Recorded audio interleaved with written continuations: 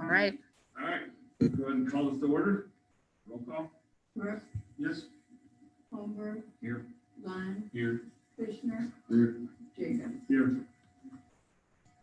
Approval of the city council minutes for 8/10 and 8/12/2020.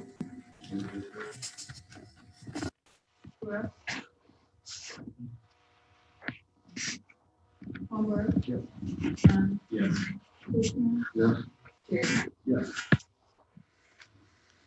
Adoption of the agenda. Brooks, Yes. Holmberg, Lyon, Yes. Kushner. Yes. Jacobs. Yes. All right, presentation, fiscal year 2021 budget presentation. All right, so we have a series of presentations to make to you. Two will be with regard to the budget. I wanted to do a historical presentation with regards to the budget because there's been a lot of questions in the public here recently, and I wanted to provide some facts and some information. So once we have the presentation up on the screen, I'll get started.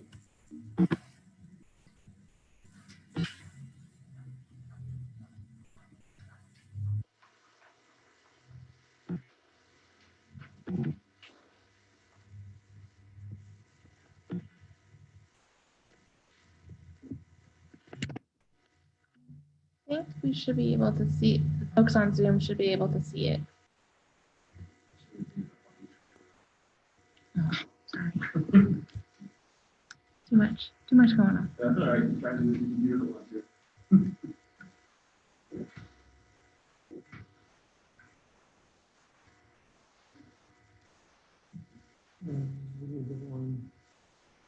We need a historical one. That's Marcel's presentation. I don't believe that.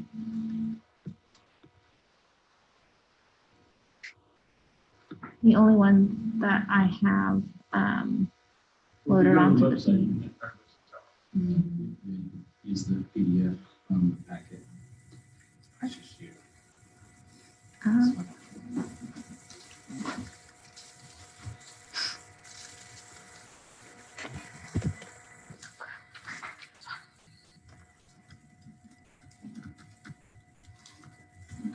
Thank you for your patience. You're fine.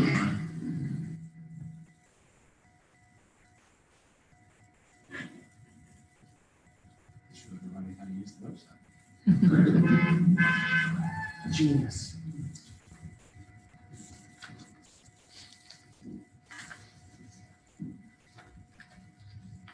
Good job.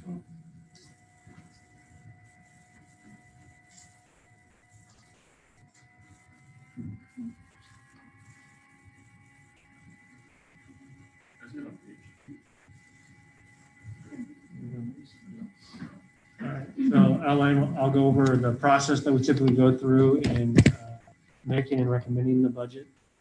And then I'll go over some of the particular challenges we had with the 2020 budget as far as timing is concerned. I'll do a little bit regarding the difference between the proposed budget versus actual, and a little bit about audits and transparency. These are a few things that I've had questions about over the last couple of weeks. I want to make sure that there's some good information out there about. So process. So the city's fiscal year ends September 30th every year, begins October 1.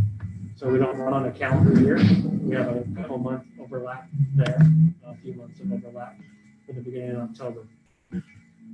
Typically speaking, in January through March, staff is doing a lot of prep work, getting ready for budget. We start looking ahead on projects and things that maybe need to be asked for in the upcoming budgets. And we start putting together cost estimates and those things get those turned in the finance department. Those all get put into the budgeting software so we can begin putting a lot of that material together. Typically, we wait for any public conversation until April. April is when the council election is normally held. And we wait for the new council to be sworn in. So that way the council that's going to be in the process of implementing that budget is a part of the budget making process. The process that we usually take the council through, since I've been here, we implemented what's called as council tours of departments, where we take the council to each department Staff is tasked with answering 3 questions for the council. What have you done with what did you do with last year's budget? What are you doing with the current year's budget? And then what are you going to need to be considered in the upcoming budget? We follow that period of tours up in an open public session with a projection of revenues for the year. We do try to estimate what revenues will be in the future. And then we try to balance our expenditures to that. I've seen a lot of communities who do the expenditures first and then do the revenues afterwards. And that typically results in an unstable budgeting process for the long term. So we do the reverse. We try to figure out how much money we're likely going to see in revenue, and then we balance our expenditures to that. That is followed up with a strategic planning session with the council and the management staff. And that's council's opportunity after you received a lot of that input through the tours and everything else to talk big picture on where you think the community needs to go and what the priorities are for the upcoming budget.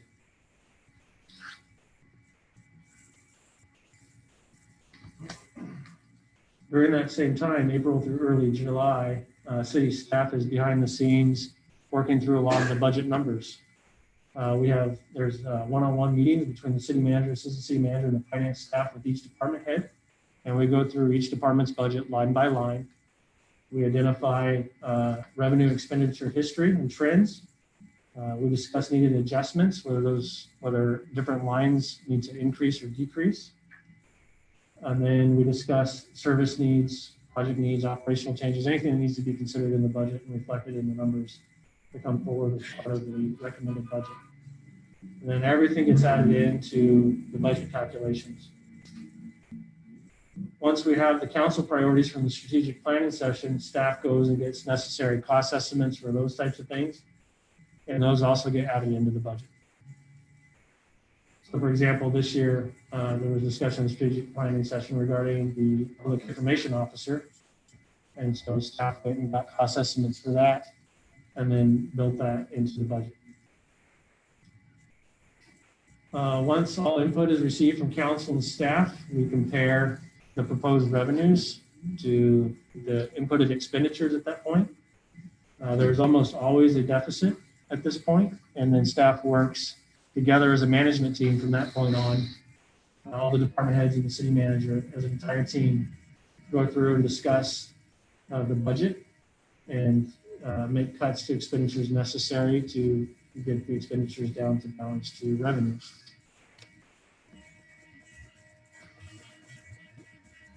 Mid to late July, staff presents the recommended balanced budget to the city council in open regular session.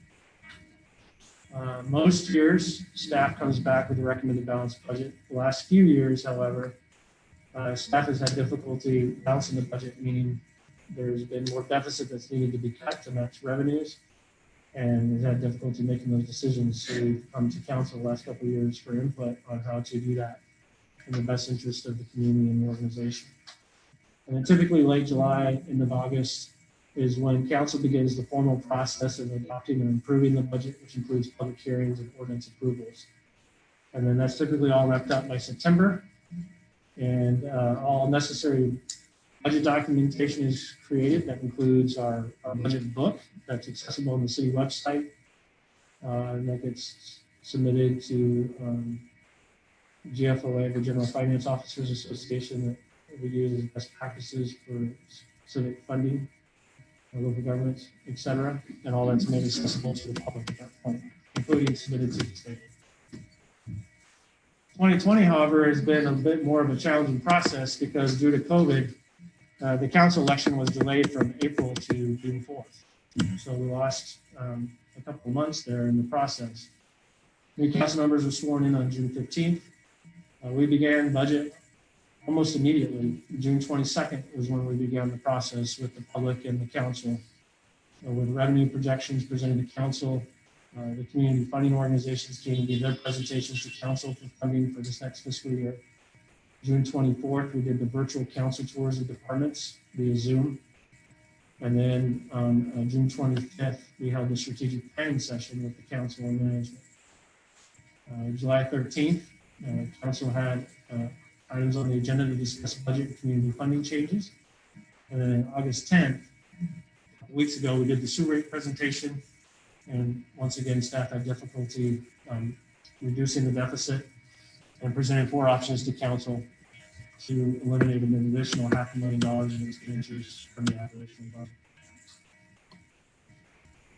Any questions on process to this point? How much of this is available online? You talking about the actual process? Right, of the meeting, how many of these meetings were available to be, let's say, through? This year, I believe all of them, except for maybe the strategic planning session. Did we have a strategic planning session available on Zoom? Yeah. Yeah, we did. All of them this year were available online. And all the agendas are also available? All the agendas were posted, the Zoom information to dial in was included. I don't see that going away anytime in the future. I think that adds a level of transparency and ability for the public to participate in the process. So I recommend that continues. Any other questions on process, timeline? All right. I wanted to take some time to go over budget versus actual. So when we do that budget process, we're doing that about 18 months in advance, trying to determine what revenues are going to be and what expenditures may be going forward. And we have the proposed budget. And then we have the actual at the end of the year, what we actually spend. This is going back to 2013-14, where you can see 2013-2014, that fiscal year was the last year that we budgeted a surplus proposed budget.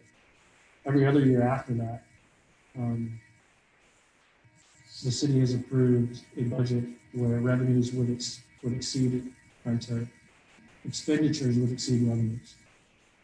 In some cases to a significant amount. That varies for different reasons. That could be maybe we received revenue in one year, but didn't have time to get that project done. So, the revenues in the previous fiscal year, those expenditures are budgeted in the next fiscal year, or some projects are postponed, et cetera. So that sometimes accounts for the proposed budget having expenditures higher than others. But when we come to actual spent, and this is at the end of the fiscal year, so come September 30th of any year, once our books are closed out, we have had only 1 year since the 13-14 fiscal year that the city has actually expended more money than it's brought in revenue. That would be the 2016-2017 fiscal year. The reason for that was, and I'll show you this slide here in a minute, the city had put quite a bit of money into reserves the few years prior to that. And there were several projects that were one-time expenditures that the council wanted to make sure got done. And so that fiscal year, those one-time projects were budgeted and those were to be paid, that additional expense was to be paid out of the reserves of the city. And so that was the one, that was the only year that we've exceeded revenues coming into the city. Every other year, they bring less than that. You can also see in from 2013 to 2015, typically at the end of the year, the revenues have drastically exceeded expenses. My personal opinion on that is that means that the taxpayer dollar isn't being put to work as best as it could. And so we have tried to tighten that up over the last few years to make sure that that taxpayer dollar that's coming in is going out in services to the city to the best of our ability. And what becomes of the surplus? It typically goes into your reserve.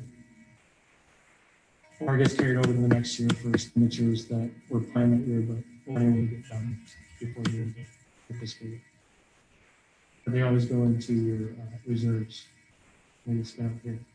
Here's another way of looking at your budget versus actual. So the yellow bar is what was budgeted that year to be either a surplus or a deficit. And the center of the graph is 0. You see that the numbers are positive above that line and then they go negative below that line. And this shows the disparity between budgeted versus actual. And the blue line is the actual expenditures. So some of those you see is swing as much as over $1 million, $1.1 million, where the council approved the budget that gave city staff approval to spend that money, and we didn't. And we brought that money back to the taxpayers. Including some years that there were some very big deficits proposed, but each year we have ended with a surplus. I will also note here that the last one, the 1920, is the current year we're in. That year is not done yet, so that's an estimated. That is not a final figure until September 30th. And as of right now, we have brought in $353,000 in revenue more than we spent out. Although a good chunk of that, about $320,000 of that is the CARES Act funding that we got reimbursed through phase one through the county. We were able to do that by doing furloughs and other cost saving measures. We did a lot of that. So when COVID hit, we were anticipating a significant decline, and we did a lot of cost saving measures, which included furloughing of employees. We did not furlough any of the direct first responders in public safety. So the patrol division of the police department and the firefighters that staff these stations in response to trucks, they were not furloughed. We also did not furlough the wastewater treatment facility employees because sewer still needs to be treated. Also, they're funded out of a different fund, so they didn't have an impact in the general fund anyway. And then we also did not furlough the IT staff. We only have 2, and we have significant demand. And in particular, with the efforts of work from home to decrease potential exposure in the workplace and those types of things. IT had their hands full in trying to keep the system operating and functional for employees working both inside city facilities and from their homes. Was the city manager department heads furloughed? Yes, any salaried employee did 15 days of furlough, 3 weeks. Hourly employees were only required to do 12 days. So I just finished up my furloughs end of July. I completed my 3 weeks of furloughing with time off with no pay. And no PTO is allowed to be used for that period of time either. So it is a true no payment. Continuing, this is just some highlights as far as why the difference between budget versus actual.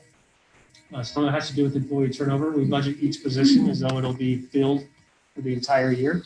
Obviously, if somebody retires or leaves or that position is vacant for any reason, there is a savings to the city because it's budgeted to be spent, but we're not paying it out because there's no employee in that position. Project cost is another area that we save a lot of money.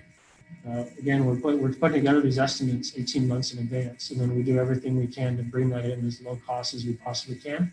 And staff does a very good job on that. So there's a lot of times, even though we estimated and built that into the budget, we're able to deliver that project much less than what we thought it would cost. There are some times it comes in a little bit more, but for the most part, we typically try to bring those in under cost. We have variation in operational costs. Prices fluctuate on some things, whether that's utility costs, gas prices, insurance costs, those types of things. And then we try to predict those 18 months out in advance, but a lot happens in the economy over that period of time that it fluctuates that we have no control over. And then also cost cutting. So when we get towards the end of each fiscal year, staff generally looks for any way to reduce spending before the closeout of the fiscal year. So in particular, in this particular year, again with COVID and everything else, we cut more than $500,000 of spending out of this current fiscal year budget. And again, that was achieved through furloughing and cutting of operational expenses across several departments. Things that the department heads said that were budgeted, but they felt that they could get through this year without spending that money. And so that money was removed from the budget this fiscal year. This is your general fund balance over the last several years. This goes back to the 08-09 fiscal year. You can see that it steadily grows. And then it flattens out here over the last 4 years. I may come back to this slide in a minute, but I'm going to go to the next slide and explain a little bit about good reserve policies for cities. So typically the best practice is to have a minimum of 6 months of operational costs within reserve.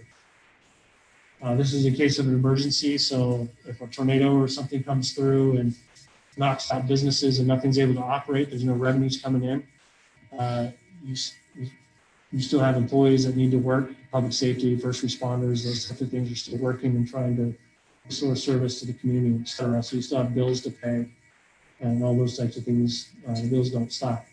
So you need at least 6 months of operational costs within your reserves based off of GFOA standards. So in your fiscal year 1920 budget, the city budgeted $11.3 million worth of expense. So you divide that by 12, that comes out to $947,000 a month. Our current general fund balance is $5.9 million. So if you divide the $5.9 million by the $947,000, that gives you 6.22 months of operation. So we're right on par with what the general best practice standard is for the amount to have in general fund reserve in case of emergency. So again, going back to the previous slide, when in 2008, 2009, your reserves were about 3.5 million. Reserves were low. And so I think council and staff did a good job during those years of building surpluses and spending less money than was coming in and putting those monies in the reserves. But when we got to the 14, 15, 15, 16 year, your 6 months were in there, and we flattened that out in an effort to make sure that, again, the taxpayer dollar is going back to the benefit of the community. We're not trying to build a war chest. We're not trying to build the coffers of the city. We have what we need in there for emergency purposes, and that money can now go to work, and we've been trying to do that over the last several years. Any questions that includes my slides on budget versus actual? Any questions on budget versus actual? Do you have any educated guess on how much revenue we're missing because of our behavior and online sales and still not collecting it? Marcel has some estimates on that, but it's kind of really hard to tell. But we do have some best practices. There was a study done to help delineate that by the League of Cities. Marcelo, you want to answer that question? Yeah, the Missouri Municipal League Cities has done those estimates based on everything up to the Wayfair piece. We don't have a good estimation on what Wayfair would include to that. And with the existing use tax that Warrensburg now has, we are just under what they had projected about 3 years ago as far as our revenues at about $300,000 for the general fund piece. And so that was my question, is if anybody's got estimates on what Wayfair pieces would add to that, and they've not been able to pull those numbers in to know exactly how to do that. That's a huge piece, and doing all the online sales and being able to achieve all of that. Would you mind explaining to the family that is it necessarily current? What is the fair proposal of the Dutch? Well, my understanding in following the state legislature is that there have been efforts to implement an online sales tax, or Wayfair, as you call it. Wayfair refers back to an actual case law out of South Dakota. Wayfair was the company sued the state of South Dakota, saying that their state law collecting online sales tax is illegal. Wayfair lost that case, and the court said that the state could do that. So that's why it's called the Wayfair. It's an online sales tax measure. Missouri has been talking about it for a few years.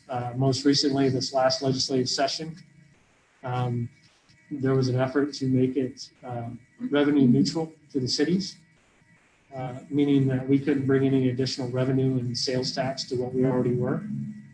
And then there was also some efforts from the video franchising industry, so your cable bills and those types of things, to also be included as part of that revenue neutral component.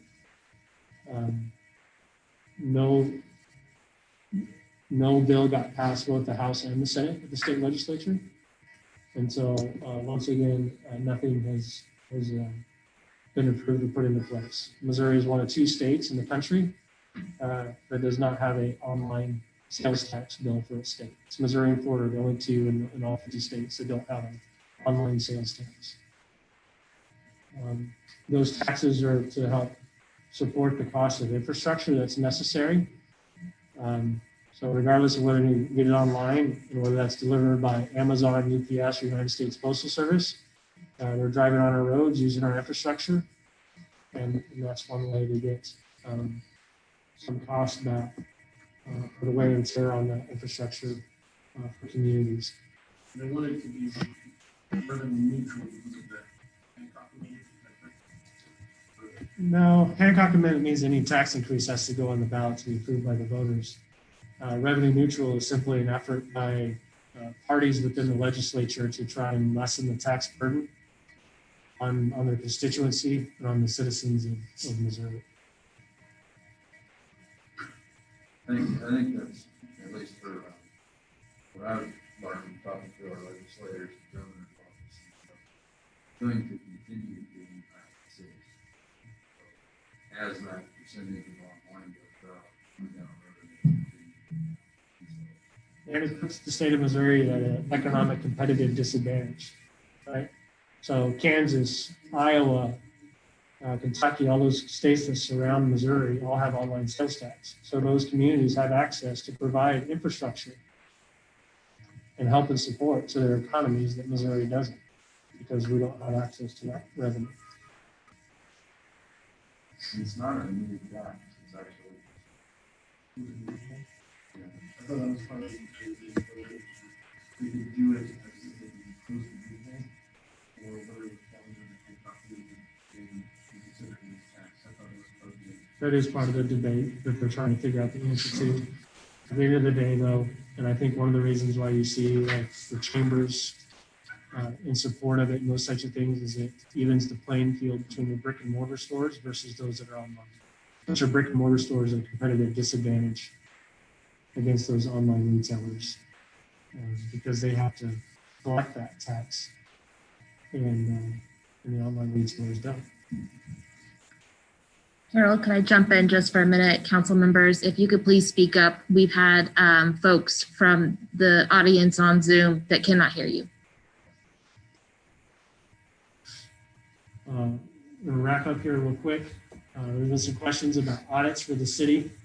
The city does contract with a third-party auditor, an auditing firm, and we get audited every year.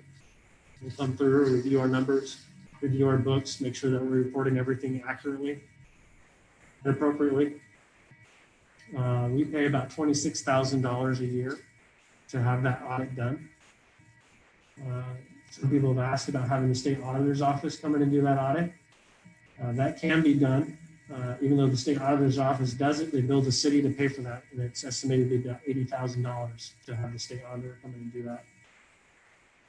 All audit reports, financial statements, et cetera, is all available on the city's website. I included a link there so you can find that. Pretty much as soon as that audit is approved by council and available, it goes live on the city's website so that it's open and available and transparent to the public. And then the last several years, the city has received a clean audit with no major findings or management issues identified.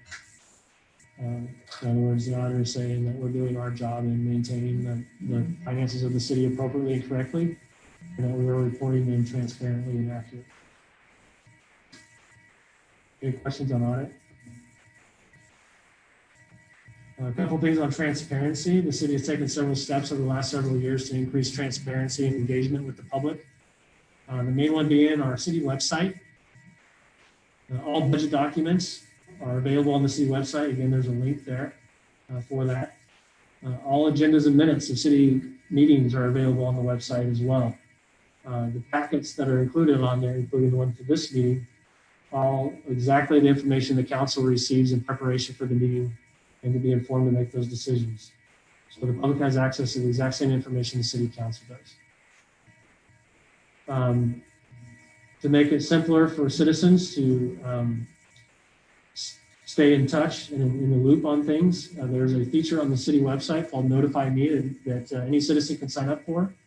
At any time a public meeting is posted or agendas or minutes are posted, that citizen can receive a text or an email with a link directly to that. So the citizen doesn't even have to go to the website. All I have to do is go to one time, sign up for that. Anything that something that they're interested in is changed or shows up on the website, that system automatically sends them a link to that.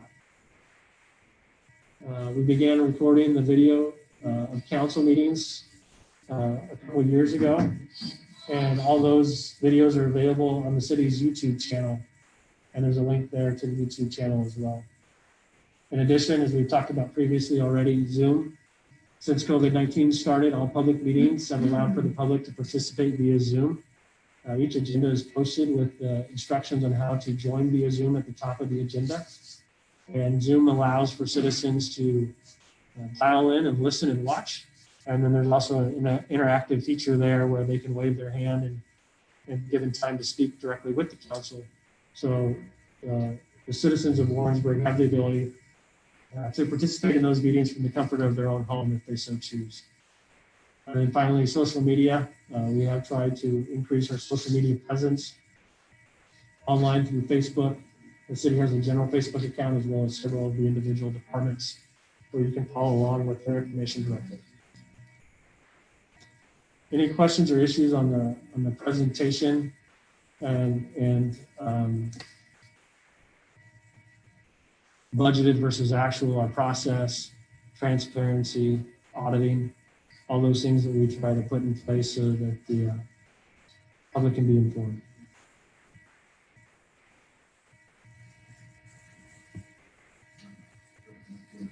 Anyone raising their hand online? Just gonna check that.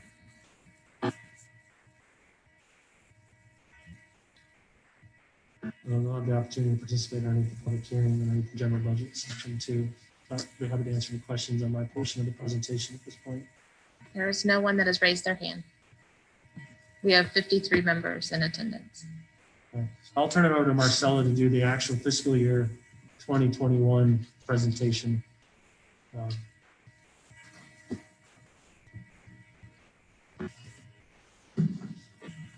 evening, Mayor and Councilman. As we continue this discussion about budget development, etc., I just want to remind everyone that the budget is a financial plan. It provides our guidance for the year.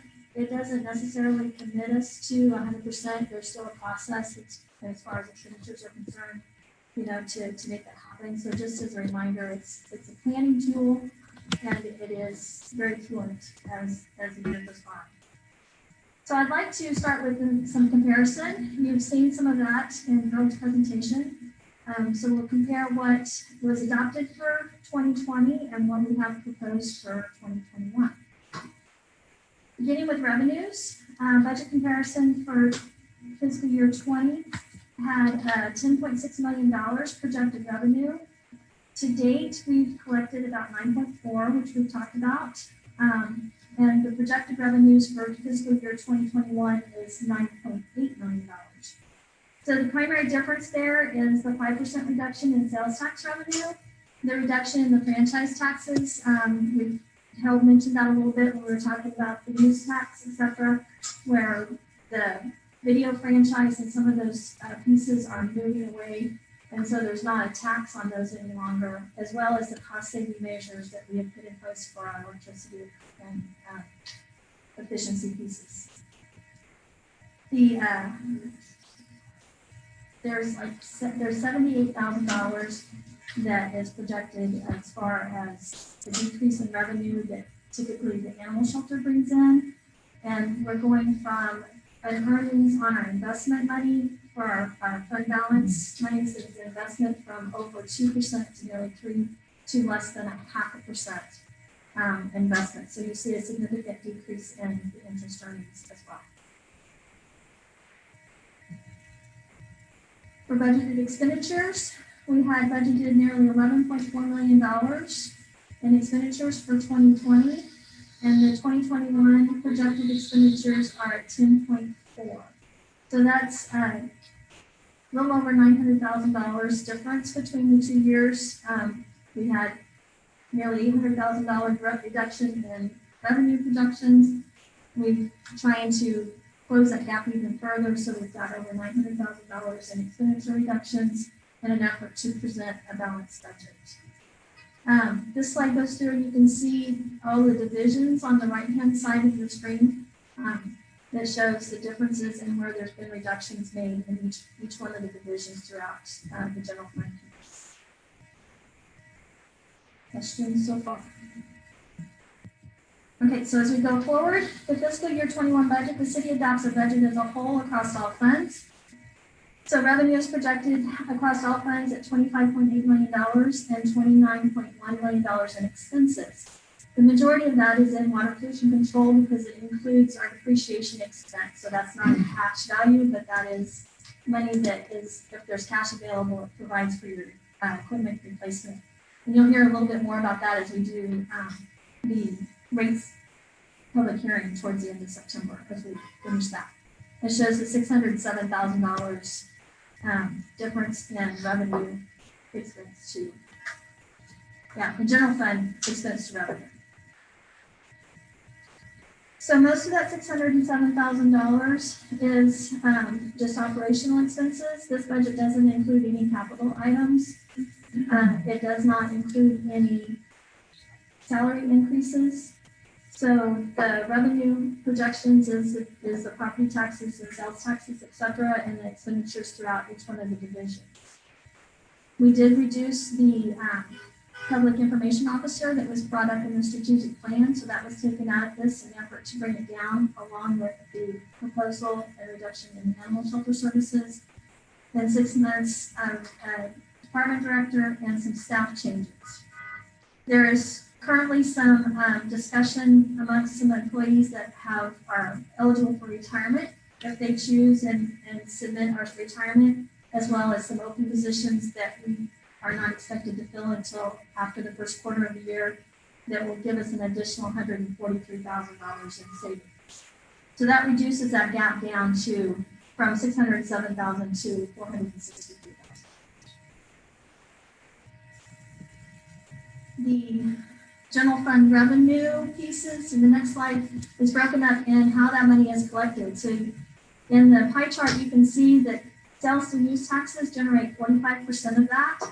The franchise taxes are is another 28% of that. And then permit services is 17%. And the last 10% is through interest earnings and your property tax rates.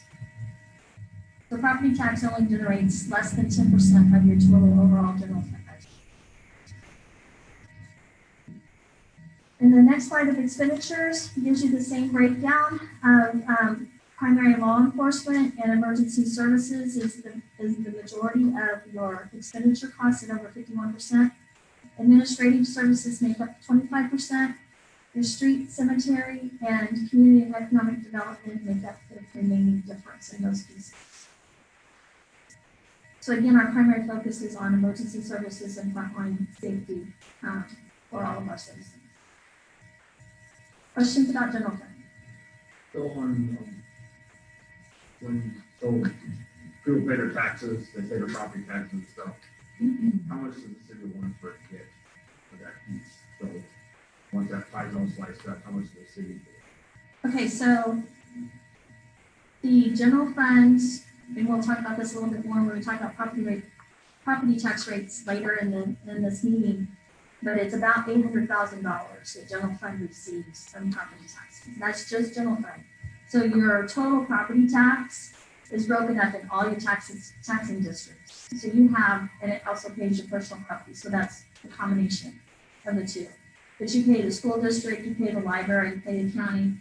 The parks department's got a piece of that, as well as the city general fund. And then there's a debt service levy that we'll talk about that pays some specific debt for the city. That's part of that total property tax that everybody sees. So when you look at your property tax bill every year, it's broken out. And you can see just exactly how much is county, how much is school district, how much is city, so forth and so on, and see what those dollars are. One of the differences here of Missouri compared to other states is by state law,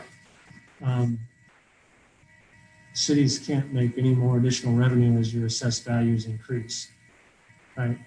So if I'm expected to get $2,000 worth of revenue off of a property, even though the assessed value goes up, I'm still not allowed to bring any more than $2,000 worth of revenue. So we're forced by state law to lower the levy to equal to that $2,000 of revenue. Most other states, your property tax revenue grows with the assessed value, right? So if I had a house this year that's 100,000, and let's say that I pay $200 in property tax on that. The next year, when my house is valued at 115,000, typically in those other states, your tax bill is going to go up to $215 instead of $200. In Missouri, that's frozen. Right? So as the value of your property goes up, your tax burden goes down. Right? And again, that puts us at a disadvantage in the sense that our expenditures, like any other business, become more and more expensive every year. Right? But my revenues aren't able to grow with that in the state of Missouri. And that creates a challenge. So I'm looking at the different points of revenue or types of revenue we generate. The property tax, any changes to that would have to go through the vote. By the Hancock Amendment, yes. Sales tax and use taxes, well, sales tax would have to be put forward for vote. General citizens would vote on it. Correct. Permits and services, we actually have control over that. In some cases, yes. Some cases, no. Some of those would be considered a tax and required to be approved by the voters. So there'd be a mix there of what we could and could not levers we could pull. And the franchise / other taxes, that's set by the state. Am I remembering correctly?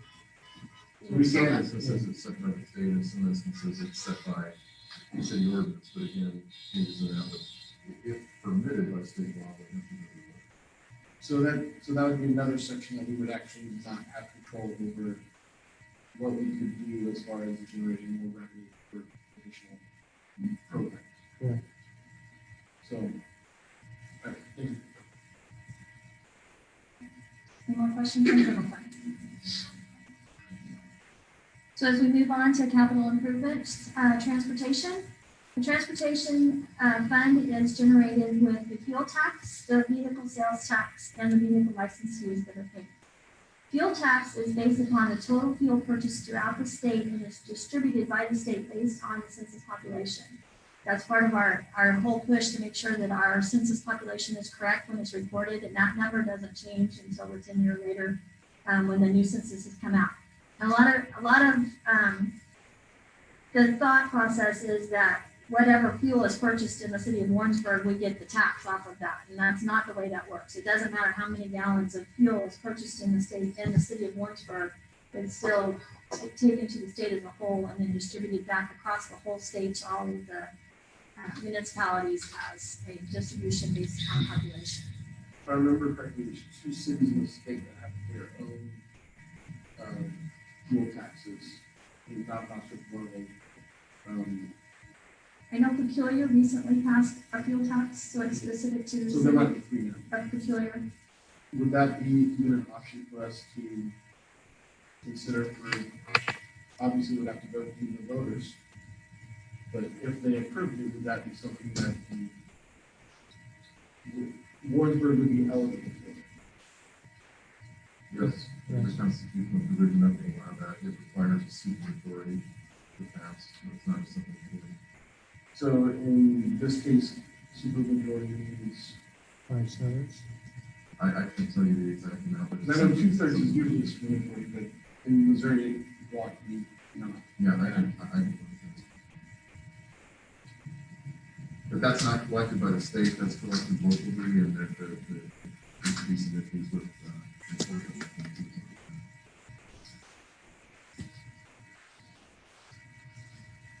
So that sales tax generates a little over $500,000. Your service fees, like your vehicle license fees, is about $74,000, and then there's some minor interest income.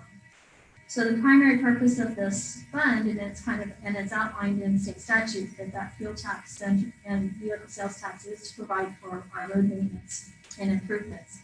So that $643,000 has the sole purpose of providing for your capital overlay and road maintenance improvements. Questions on transportation? As we go on to the capital improvement half-cent sales tax. So this is a sales tax that was voted by the citizens of Warrensburg. it expires or sunsets in 2025. There is some debt associated with the sales tax revenue that has payments that extend out to 2029. So that is in some of the discussion and the capital planning and as to when that needs to go back to the voters. The capital improvement house and sales tax can be used for infrastructure as well as equipment and to make debt payments. So there's some pretty broad spectrums to that, and it's based on the initiative that's done to the voters and what the voters are expecting based out of that house and sales tax. It currently generates about $1.6 million in sales tax, and use tax is projected to be just under $200,000. So we have $1.4 million in fiscal year 2021 that's specific to the debt service payments, and then the remaining balances can be used for capital improvements and or equipment purchases for the house and sales tax. Question? Okay. General obligation bond funds. So the general obligation bonds, I talked a little bit about that with your debt service levy.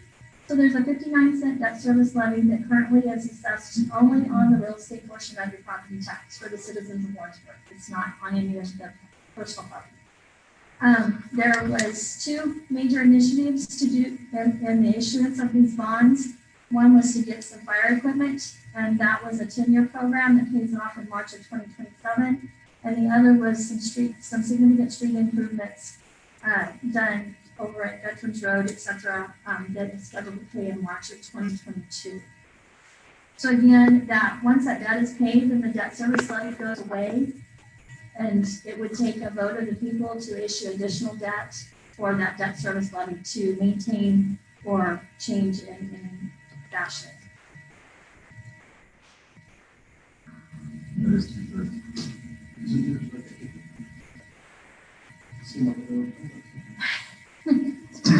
So the next issue is the debt service funds. So there's a couple of issues. We mentioned the $1.4 million in the house sales tax that's paid, and there's some other debts that's been issued throughout the years to pay for various things of equipment and infrastructure improvements. And so there's a fund specific to pay that debt, so that money's moved into there. The neighborhood improvement districts that are approved by those and defined in those districts usually have a special assessment. So there's, again, something on your tax bill that's collected every year by the county called a special assessment that pays that debt for Hawthorne and Russell Avenue area is scheduled to pay in 2021, so that piece will go away. So those citizens in that district will no longer have that special assessment. The tax increment financing piece is based off of some special assessments and the sales tax. So that's an increment in what the property value was before any improvements were done compared to what the property value is afterwards. And we get the benefit of the change in that. So the difference between those two is the benefit that pays for any of that infrastructure improvements that were done with the tax increment. Questions? Parks and Recreation Fund. Our Parks Director has put this together. It includes property tax, sales tax, and use tax.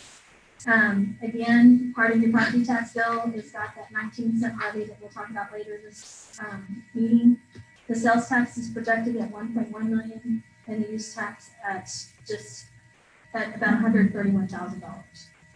And so those revenues generate enough money to maintain your parks and operate your recreational programs, the community center, and the aquatic centers.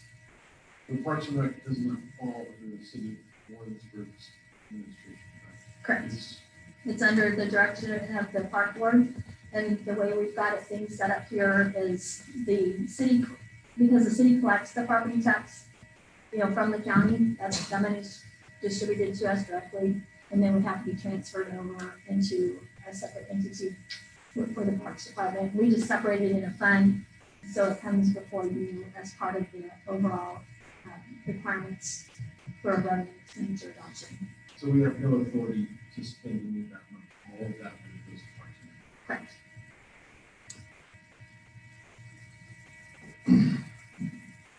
Next is water pollution control. So this is what we call an enterprise fund that works similar to a business. Its sole revenue is from the rates to provide for the cost of service. And so as we talk a little more about those rates later on, then it also defines the capital improvements that are required, all of the ever-changing regulations that EPA or Department of Natural Resources are constantly changing. Danielle knows really well how that works. And so these are strictly your user fees and some interest income for this fund. And it pays for the financing pieces, for finance to send out the bills, the operation of both the wastewater plants and the collection system throughout the city with the infrastructure and all the sewer lines and servants throughout the city of Warrensburg. And it has a capital improvement projection of $1.2 million, again, to meet the requirements for some changes in disinfection and so the water that's being treated goes back into the ground as clean or cleaner than it did when it came out. We'll talk more about this, and you've heard on the 10th the rate study and the different changes that were presented to you in that rate study piece. It's also required by the debt that's associated with that fund. Questions on water pollution control? Next, we have the trust and art funds. So there's several trust and agency funds where money has been entrusted with the city of Warrensburg to manage and provide for different pieces, such as scholarships. The Children's Memorial Fund will provide some different pieces. The Arts Commission has some fundraising and different things that they can do. But this is money that it has set aside a principal and interest earnings are usually what is available to spend in that, and there's specific requirements in those trust documents as to what that money can be spent for. So it works like a pass-through, if you will, where we have to keep the money and we get to spend it, but there's a process involved in requesting that money and how that money is spent. And I think you get a little bit more information on a specific request later in this meeting. The Warrensburg Citizens and Visitors Bureau, again, operates as an entity of its own. So it's an agency fund for us. So we manage their collections and process their payments for their expenses, etc. But it's basically an entity of its own. It has a tax return that's due every year as a nonprofit. And so those revenues are from your 5% lodging tax that was passed back in April of 2019.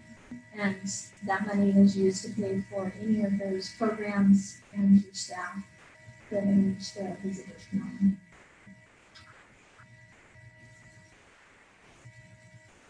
Last, we have the self-insurance premium fund. So the city is working towards a self-funded health insurance premium process. And so we collect those premiums in this fund that the employees pay and shows the claims and expenses for the premiums to pay out for the insurance.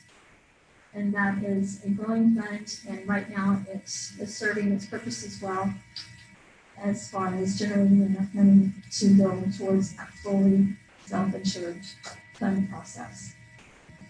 I think I read somewhere in the packet that maybe who's the minutes from the last one. You don't have a timeline or a projected date that we're trying to achieve that. Is that correct? Correct. There's not a specific timeline in that. Yeah, we're trying to build the reserves in there for that. But at the same time, Blue Cross Blue Shield has what we call a hybrid plan, where they have some incentives built into that. That even if we were financially able to go fully self-funded, there are some advantages to staying within that plan, at least until they choose to do away with that plan. So, yeah, I don't know how soon we'll switch over to fully self-insured, but right now, Blue Cross Blue Shield is giving some pretty good incentives to stay within their hybrid plan, which means they also take on some of the additional risks. As long as we want to do that and keep those costs competitive, there isn't necessarily a reason to go to a fully self-insured at this point. What kind of a number would you need to have that as an option? We work with our third-party administrator to try and help us figure that out. I would say you probably need a reserve anywhere from 1.5 million to 2 million. You got to plan for those bad claim years.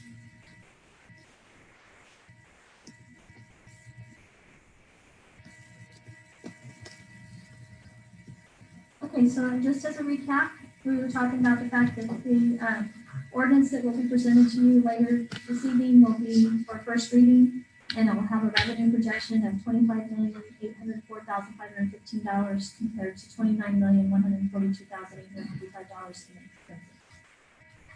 Questions, comments?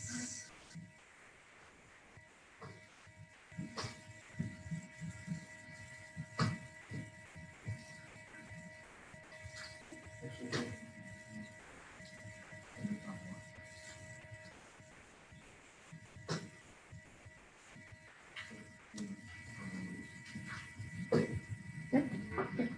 you.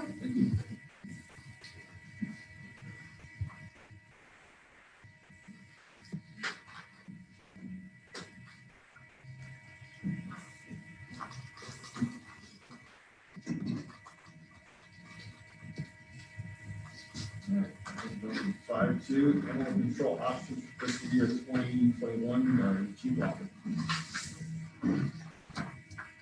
All right, Mr. Mayor, members of the City Council, here to talk to you about some animal control options. Harold asked me to look at this as a way of trying to address what we'll do with animal control if we eliminate the shelter and our animal control officer. From the slide, you can see how many calls we answered, roughly a little more than 1,000 calls each year. We also respond to pick up dogs after eviction, search warrants, and that amounts to about 12 animals a year.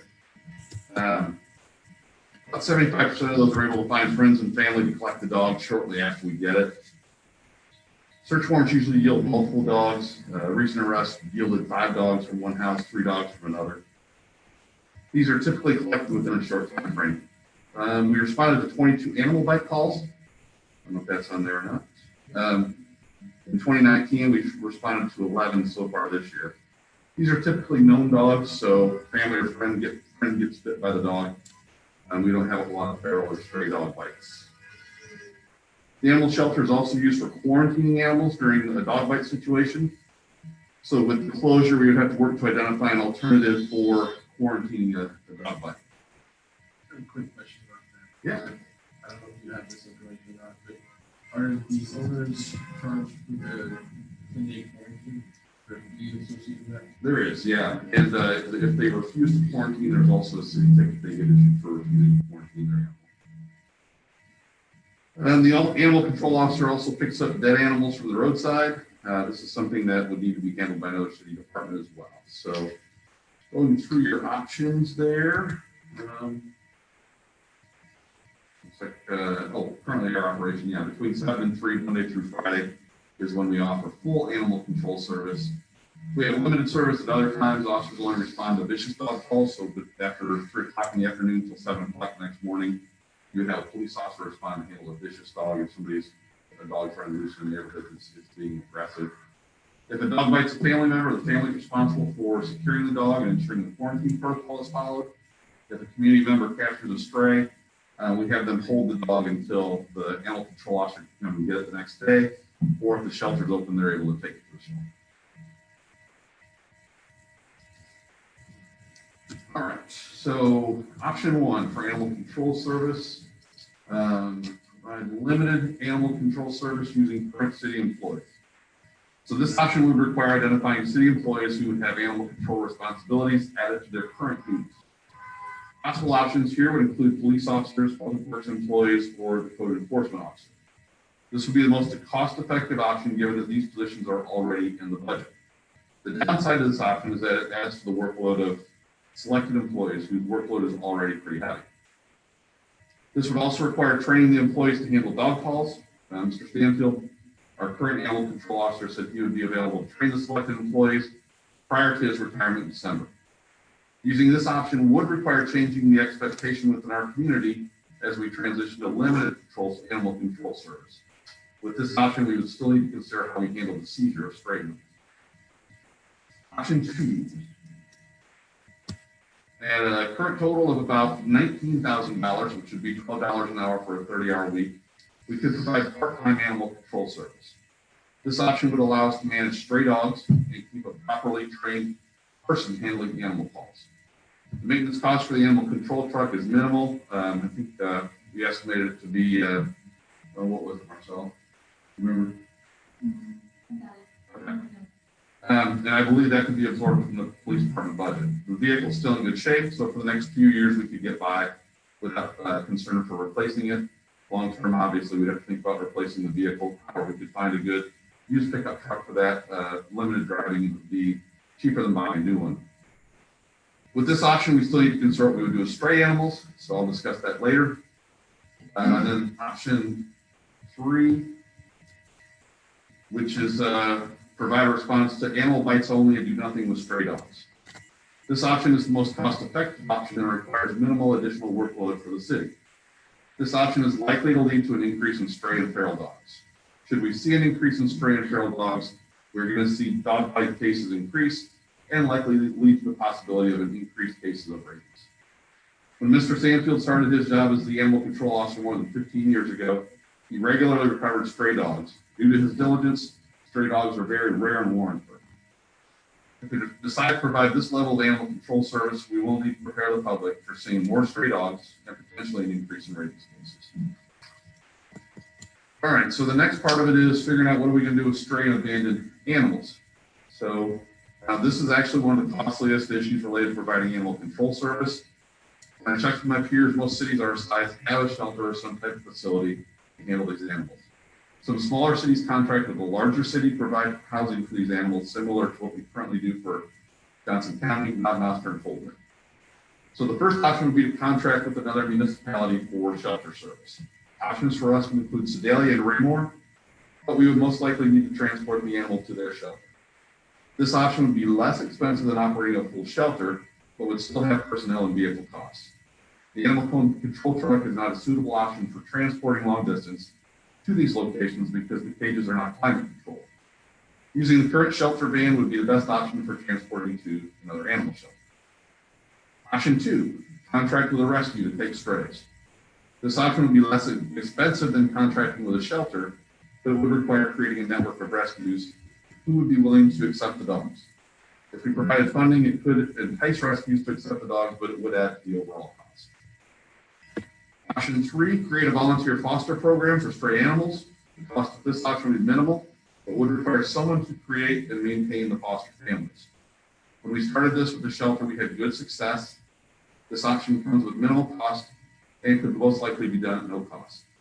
Maintaining the relationship is the most important aspect of this option. Option 4, downsize the current shelter. This option is the most expensive, but would be less expensive than the current operation. If we only kept the main building open, utility costs would be reduced. We would only take in stray and abandoned or seized animals, which would reduce the staffing requirement. This would require a robust volunteer program to assist with feeding and cleaning to maximize the cost savings. We estimate this can be accomplished with one part-time or full-time employee. When Sedalia first opened their shelter, they opened one full-time employee and a very robust volunteer program to help with cleaning and feeding. Relationships with foster homes and rescues would be pivotal for the success of this option. And then lastly, your options for seized and abandoned animals. Animals seized from persons under arrest, search warrants, or owner deaths create a short-term issue. In these situations, we believe the following options could be utilized if we do not have a shelter or contract with the intake. Option 1, utilize the jail cell and the police station for temporary holding. Our detention area has concrete floors and secure doors.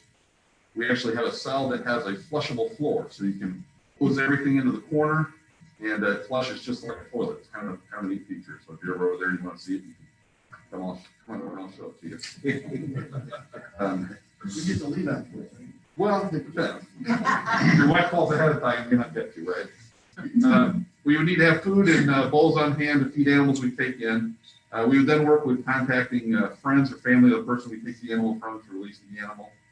Additionally, we could utilize a foster program or rescue to assist when we are unable to locate someone to pick up the animal. Since the cell is climate controlled and locked, we would not need to provide constant supervision, as it would be similar to the current practice of the shelter. This option has minimal cost. I have a quick question. Yeah. That specific cell, what was the reason? So if you have somebody that throws up in the cell or defecates in the cell, you can just flush it or wash it all into the corner and flush it down. You don't have to have special handling to take it all out. So I guess the question that I'm trying to find out is, would there be a situation that you might foresee where you would have a need for that cells for its purpose built, or the reason it's specifically built, and have a conflict with having a dog already in there, or needing for a dog that might create a situation that would be difficult to resolve? Most of the time, most of our routes, I'd say 99% of them, they're either booked and released or booked and transferred to the county. We very rarely use the cells. We've got 4, so even if we dedicated this one just for animals, we would still have the other 3 available for people like us. Number 2 option is utilize one of the options listed for handling stray animals. So if we had a contract, or if we had limited shelter service, or if we had a good rescue or foster relationship, we could use that. Again, these are pretty rare instances, and we have animals we seize, and they're very short term. The other thing we're talking about is if we have an arrest, we could actually allow the arrest to, if it's a small dog, keep their dog with them while they go through that bonding process. If it's just like a trap warrant or something like that, they're usually fingerprinted, pay their bond, and then they're released. So it's a very short term thing as well. One other question. With a situation where you have an arrest an aggressive dog, but you don't have an animal control officer, would you just contact, whichever 8 officer is specifically trained that, or part-time, or depending on the option, does that sound about right? Right. Yeah. So you have people identified who are trained in dealing with animal control calls, and then that person will be the one that would respond to deal with it. You really have to make sure you have people trained. You can't just have anybody doing this, and so that the training would be really key for that. Conclusion: elimination of the animal control officer would require an examination of Chapter 5 for possible revisions. Chapter 5 is our ordinances that deal with animal control issues. For example, the city would want to consider a change to the quarantine requirement. We would suggest that if an owner is able to produce shot records, the dog can be quarantined at home. The city employee handling animal control would go back after the quarantine period to ensure the dog was not sick. If someone could produce shot records, the owner would be required to either home quarantine or quarantine the animal at a local veterinarian. Current ordinance doesn't allow that, so we would have to consider some changes to make that happen. There are other issues identified as well that elimination of the animal control officers needs to be considered. So once you guys select the options, we'll conduct some further research to determine this feasibility and work on implementation as directed. Happy to answer any questions. Chief, the cost is $9,200 a year. About $9,200 a year for the animal control truck. That's maintenance, tires, all that stuff. Most of that's fuel. $8,500 for that's fuel.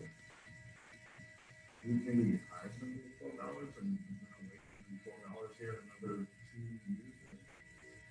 years. Right now, we're paying laborers to shelter $950, and we have 40 or 50 applications every time we advertise for that. So I think so. I don't know. That was just a number pulled out of the air. No, I was wondering if you had any information on it. Yeah. Any other questions? All right.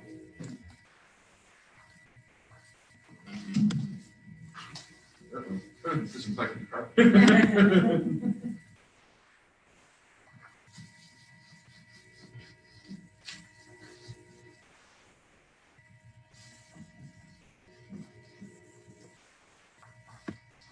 Okay, we're on to public hearings. The 2020 property tax levy public hearing. Everybody sign up, speak on that.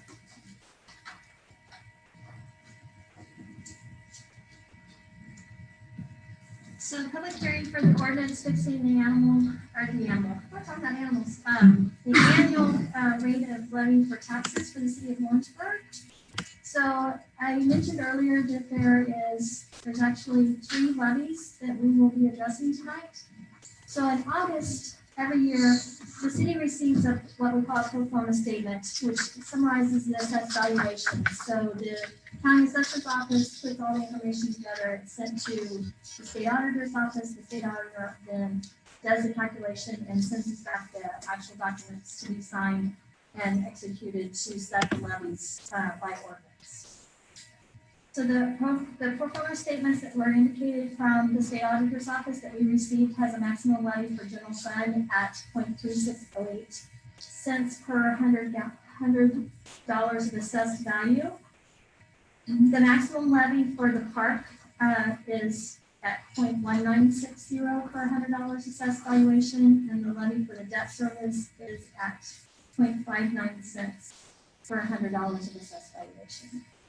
The total assessed valuations for the city is $224,497,922, which would bring in about $809,000 in property tax revenue for general fund, $440,000 for park fund, and $1,073,000 for the debt service to make the $1 million debt service payment for the year. That's a total of $2,323,838 in property tax revenue collected across all funds. The estimated increased revenue due to new construction would be $12,711. We will not recognize that or be able to receive that until next year. It has to be on the books for a full year before the new construction pieces go into effect. So the changes for general fund, that would be $6,905 for parks, and for $20,786,000 for the debt service, for a total increase of $40,403 once we get to recognize the whole increase in new construction. But the increase for new construction for the previous year that is coming on the books this year is included in the numbers given? Correct.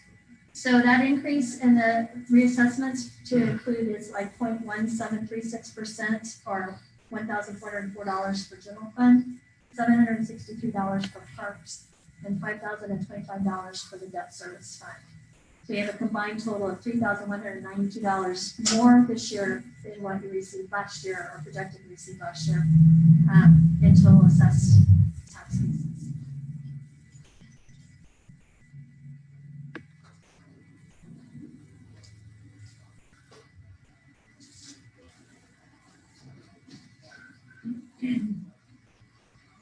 Questions?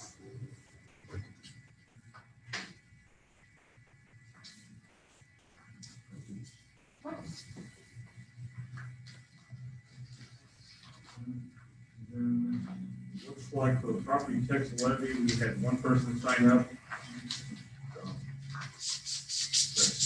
Karen Strohmeyer? No, I believe they put me under the wrong thing, You filled it wrong spot? Okay. but I appreciate that, thank you. Okay, so nobody on Zoom signed up to speak on this one? We do not have anyone that has raised their hand yet, no. Okay, so we will close that public hearing and move on to a public hearing for the general budget comments. So if you're wanting to comment about the animal shelter, this would be Correct. That's what I was supposed to say. All right, so is there another sign-up sheet for that one? Well, since you're here, we can go ahead and start with you. Well, I appreciate your time and indulgence. I was not prepared to speak. But all the friends out there shoved me through the door and said, you do it. So I did it. My name is Karen Strohmeyer. I've been a resident of this county for about 28 years. I have not lived inside the city of Warrensburg, but I have conducted a lot of business here. I do own a business just north of town, and I speak with a lot of customers. And they had, as did the individuals outside, had questions. I don't expect anybody to be able to answer these right away. If you can, please feel free. I know everybody would appreciate it. Perhaps you can address these answers on the website. Marcella already answered the first question of who created the 4 options for balancing the budget. she did, and you kind of answered about, did they have input from the citizens? I'm not sure how much input was given. I do see that there was an opportunity. Not sure how people knew that opportunity was there, but it was given. One of the questions as well is, if the budget has indeed been in question for 3 years, why was an assistant city manager hired? Wait, I don't understand your question. Somebody asked or pointed out there was an assistant city manager hired this year. That was actually a cost savings. We took multiple vacant positions, director positions, combined them into one position that oversaw all 3 of those areas. Lower level management was moved to upper management in those specific departments, and it was actually a net cost savings. Very good. Good answer. Thank you. I just didn't track what you were Right. asking. And they also asked about why was there an assistant HR person hired as well? Is that the same reason? That was an additional workload, I believe. It has half of that salary being picked up by Parks and Rec. Very good. How many people currently on the employees right now? Ish, like 100. We've got 140 full-time employees. Yeah, so just between 100 and let's round up to 150 plus high turnover for Parks and Rec. And all of that, there's just a huge amount of workload, too much for one person to be capable to do in the time that they have for everything. Very good. Thank you. There is currently, from what I understand, a tax where a portion is supposed to go to support the shelter. Will the citizens see a tax break if the shelter no longer exists? What happens to that money that was designated for the shelter? So you explained it a lot better than I could. You want to do it? Or? There's no tax revenue to support the operations of the shelter. There was a bond issue for several city projects, including I think it was the city hall renovation, the police station, and those types of things, where the construction of the new building for the animal shelter was included in that. So the city would continue to pay that payment as part of that. And again, being hopeful and optimistic that some other entity is willing to come in, whether it be a nonprofit or whatever, that will be willing to use that facility as an animal shelter for the community for the future. And if we understood it correct, that was a bond issue passed in 2007 or somewhere in that ballpark. Yes, correct. Yeah. So that was passed in 2007, and that was also what funded the money to build the new building that's out there. So that money was kind of already spent, now it's being built. There was over $7 million in total projects. I think 400,000 was towards the animal shelter. Wouldn't it be a pity not to use that? We already have, that's how we have shelter. Wouldn't it be a pity not to use that shelter? Oh, yeah. And our intent is for there to continue to be a shelter out there. It's just the management is what's in discussion. The other question, the next question was, will there still be an animal license required? If so, why? Well, yes, it'd have to be because it's under city ordinance, correct? So that ordinance would have to be changed. So that'd be a separate action by the city council, my understanding. There's a state license that's required to run an animal shelter. So currently the city has a dog pound license with the state to operate that facility. But at such time as it transitions to a nonprofit, the nonprofit agency would be responsible for securing the licensing to be able to operate the shelter. Oh, so that would actually That's go not the away. license you're speaking of. Yes, it is. Okay, I'm sorry. I thought you were thinking about the individual dog license. Yeah, that's what I mean, the individual dog license. Right. So the license the shelter has to operate the shelter. Right. You're talking about for the The $5. fee, the $5 fee that Right. Warrensburg citizens are required to register their dogs. That would be something that would actually have to happen. Dog licensing is a rabies suppression issue. That's the dog licensing is so that the city can verify that animals are being kept in the city and been vaccinated against rabies. And that would continue to be an issue. Very good. I know that there was some discussion in the 4 options. People just didn't want to cut jobs. That's very commendable. How many jobs will be lost if the shelter closes? Total 5. 3 up there and then 2. 4.5 full-time equivalents. So you have 2 full-time positions, the animal control officer, which is a full-time position. So that puts you at 3 full-time and then 3 part-time. that gives you your 1.5, so 4.5 full-time equivalent positions. And then there's also going to be, you know, some other positions in the city that There are included in that. So additional, how many individuals are affected by that?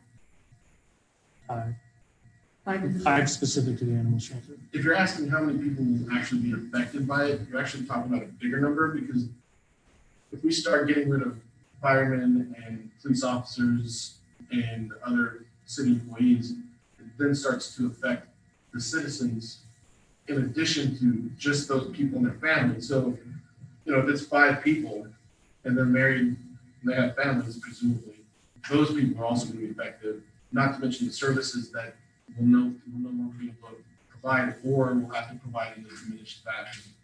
So, I mean, it's a question of how many, you know, first responders, administrators, how many potholes are you willing to not fill in to make up the 200 and change thousand that the pound represents?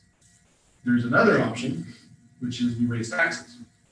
For us to do that, it will require Ballot measure. A ballot measure. a ballot measure. And if the city council wants to get to the point where we can have a running deficit budgets or keep additional services, that's what we're looking at. I know that me, along with others, have been very reluctant in the past to recommend ballot measures and tax increases. But at some point, our expenses aren't going down and our revenue is not going up. So that's something I personally feel we need to have a very serious conversation before we pass this budget, is whether or not we're going to at least attempt to increase our tax base. And I know that's not going to be fun, but are people, and this is an honest question to the people of Warrensburg, are you willing to pay an extra $1 cent in sales tax for us to be able to have an old drum animal shelter and repair our streets, or what we need to do? And I'd be happy to hear, we have a number of people here, I'd be happy to hear feedback on what, if any, taxes you're willing to accept for us to carry additional services or maintain the services that we currently have. And that's open to the people on Zoom as well. If you want to comment on which taxes you'd be happy for us to increase to support this program and others, I'd love to hear it. Very good, thank you. To answer your question, Mr. Meyer, I would say that this is merely a strategic decision. No one in the entire town of Warrensburg wants to cut the animal shelter. When we were deliberating what we should do, we have to look at what is the best position, or what decision is going to put us in the best position for the future, as the overarching goal is to grow the city revenue or city size faster than expenses are growing. If we're not able to do that, the inevitability of the shelter continuing under the city diminishes every year. And so, although it's a hard decision to keep our likelihood of getting ahead of those expenses, it's a decision that we were forced to make from a future standpoint. And also, you get into some for services, response times, and ability to service those things that are required for us by the state of Missouri. Also compare and compound that with the ability of a project to be picked up and embraced wholly by the community through fundraising efforts and grassroots in a community that, you know, is famous for old drum. And so there's a lot of things, but big picture, it's not about the number of people. It's solely a strategic decision for what's going to place us most competitively as a community for growth in the future. Very good. And to help on that, so for my position, that was the factors I did was core services of fire, police, street and community planning, animal shelter, and so I came down on supporting the core services, because one way or the other, there are cuts. And that's not, nobody likes to do that. But my decision. Future, I'm a big advocate of fire station number 3. We can pass a bond to build it, but the general revenue is how we're going to staff it. So as our community grows north, we need that response time. So that's my to help answer that question. So here's a question I have to the staff. If our community continues to grow, like wonders of wonders, miracles of miracles, next year we don't have a recession, Warrensburg continues to grow, will our revenues grow enough where we won't have to continue to make cuts next year? You'd have to have a significant increase in growth. Again, in the slide that was presented earlier. We're just assuming that there's a miracle and we don't have a recession. I think continuing the same level of growth is reasonable, and that's being optimistic. Will we have to make cuts next year? Yes, you will. Okay. So what do we have to do to not, even if we do this year, and we cut Old Drum Animal Shelter, what do we have to do so that next year we're not having to cut firefighters, policemen, and roads? Give people a shop local, pass the wayfare, and grow the community. We don't have control over the wayfare. We don't have control over where people shop. I love stoicism. We can only control what we control. Everything else, you can't get upset about. It's outside our control. So what do we have control over that we can do to grow our revenue so that we don't have to cut more next year? Businesses to come in that increase sales tax, which we work on every year. And there's nothing else at all within our control that we can do to increase revenue. What do you see is in our control? What he's saying is exactly what I tell you. What else you see? We can pass, we got to put it on the left or the ballot to try and get additional revenue. But that's not really in our control. You're not control. We do have control over whether or not we put it, the city of Warrensburg, please correct me, because I'm quite foul. The city council of Warrensburg has the option of putting forth a ballot measure. Right? We have control of that 100%, our actions. Now, whether the people of Warrensburg decide, you know what, I would rather see Old Drum cut, I'd rather see not have Firehouse 3, I'd rather see fewer police on our streets, then that's outside our control. But what we have control over is whether or not we put on the ballot a measure to generate funds. It's a discussion that we possibly may need to have in the future, but I mean, we're months away. Planting that seed now that there may be additional funding that's necessary. Through bonding issues, we know are coming up, but also looking at general fund items, we may need to look at it at some additional taxes in the future. So when are we going to have that conversation? It would have to happen before December so that we can have it on a ballot language by January to be ready for an April election. So if we're talking about having that conversation, I'm sorry. I was going to interject, yes. If you're going to have that conversation, might I recommend that you contact the citizens who will be affected by that to formulate something that would be more likely to be passed.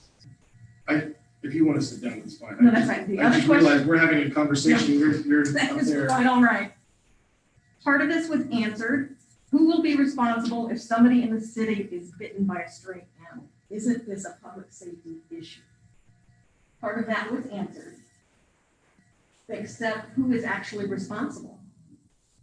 The dog owner, if there's an owner. If it's a stray that we're not being able to pick up, or more cats who are rabid because nobody's taking care of them, who is ultimately responsible for that?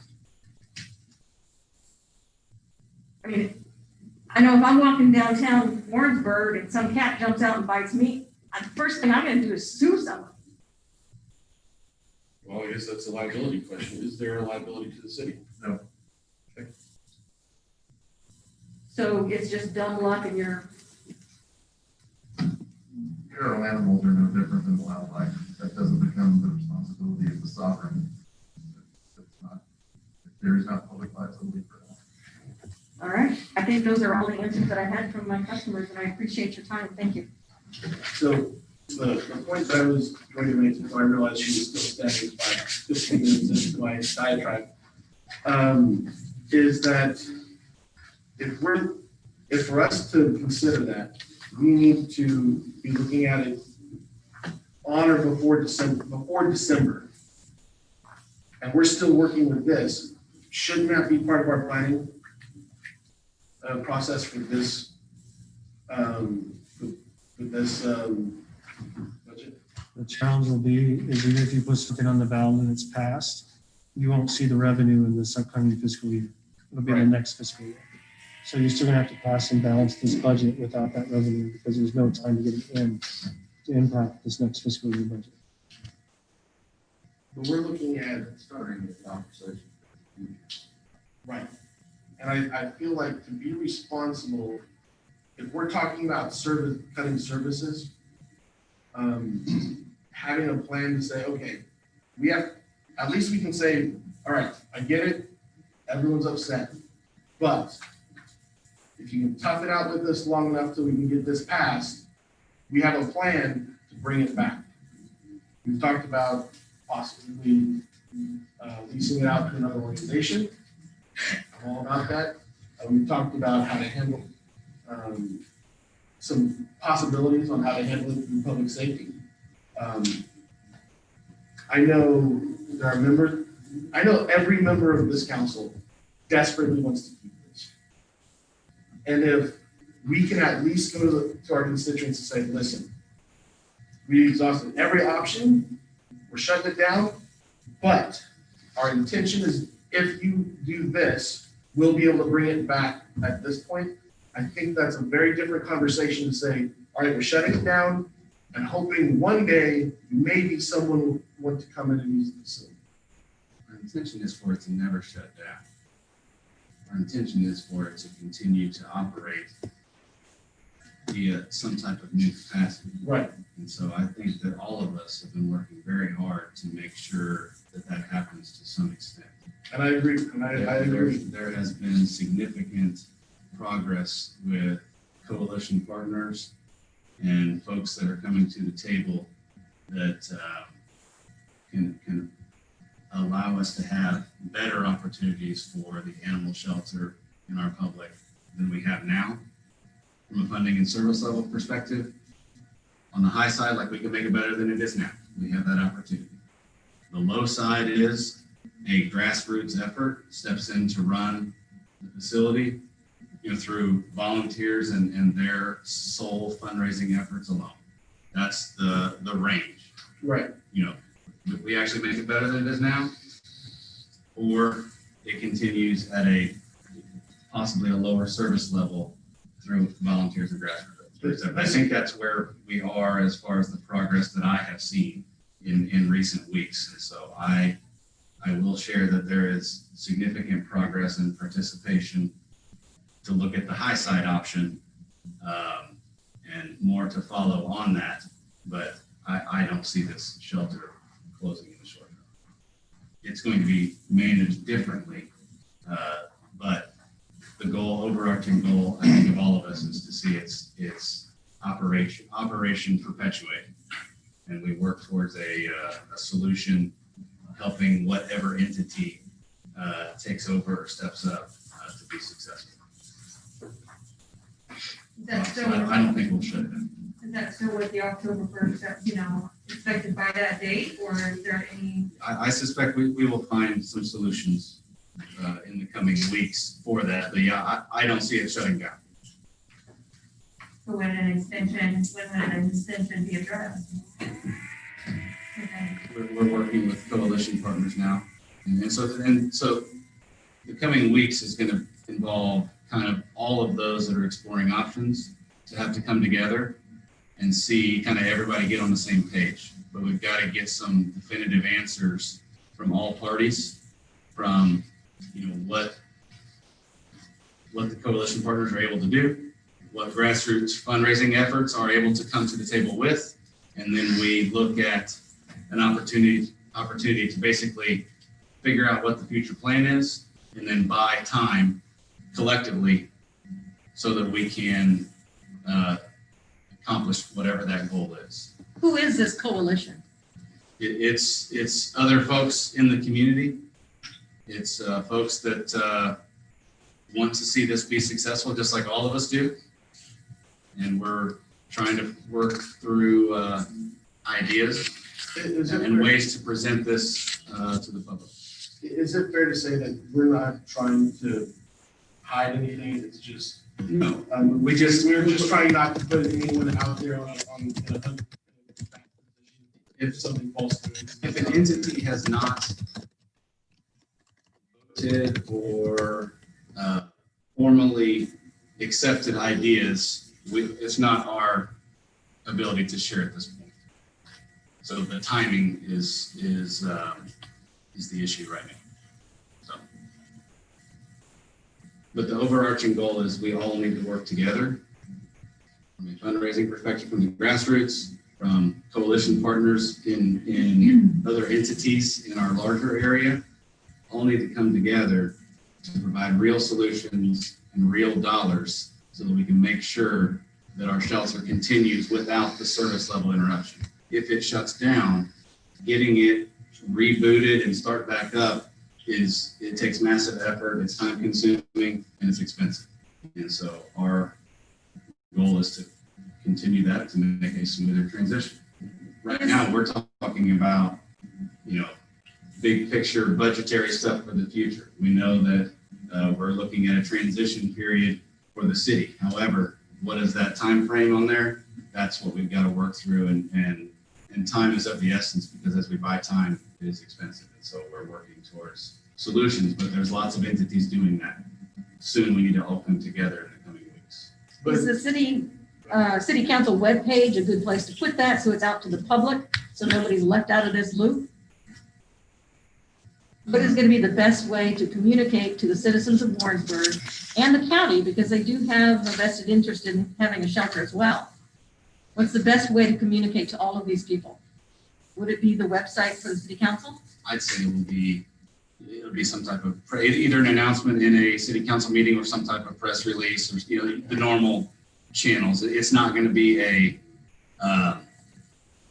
information is passed in a Facebook group run by private citizens. We won't release it there, but as that becomes available, that information will be absolutely shared. It would be great if people knew where to start looking. So right now, to the general public that is passionate about our animal shelter and it continuing, which we all are, I would encourage them to give to the official SOS Save Our Shelter page, and until another 501c3 is stood up, I think everyone in the community has identified that to be the official place to place donations.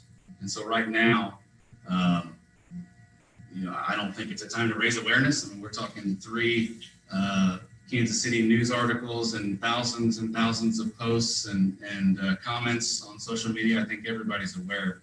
I think right now we need to start to work on channeling to raising actual dollars, because those dollars are what are going to buy us time, which ensures a smoother transition. And so encouraging people to donate and do what they're doing, doing garage sales and doing donating outright and having conversations with future donors and some of those major folks that can help, and businesses. I think that is the work that we all should be working on now. And that's going to allow it to progress. So if nothing else happened and that entity took over, it continues. Now the service level may not be there from the $300,000 that the city puts in. However, it ensures that it's there, even if it's volunteers only that are running it. the opportunity that we have to make it better is something that is going to take some heavy lifting and lots of discussions and talks and ultimately participation from the community as well. That's going to take weeks to kind of work through that. But right now, let's raise some money and start stacking it up and be ready to, throw fuel on that fire when we get a full plan that we can all rally behind. Because a lot of the questions when people donate to the various location points is, what happens to this money if they close the shelter? And I assure them it's going to a 501c3 at this time. Right now, it's going to the Save Our Shelter through I believe the Cat Advocates. Cat Advocates, yes. And so they have been around for quite some time now. They have proven to be very involved in the community. And so I deem them as a temporary, trustworthy solution. I fully do not see them doing anything but helping the local community and the Save Our Shelter and standing behind their word. So I would encourage people to donate through the Save Our Shelter until a new 501c3 is stood up, but that's going to take months. But for now, raise as much money as we can. We need everybody on board as we work towards these challenging solutions. We're trying to keep Warrensburg competitive from a strategy standpoint so that we have a bright future. However, we also have an opportunity that we can perpetuate a shelter, but if the city has the ability to step on the gas to help us grow, we have a much better chance of getting ahead of this expense curve that's hurting us so bad.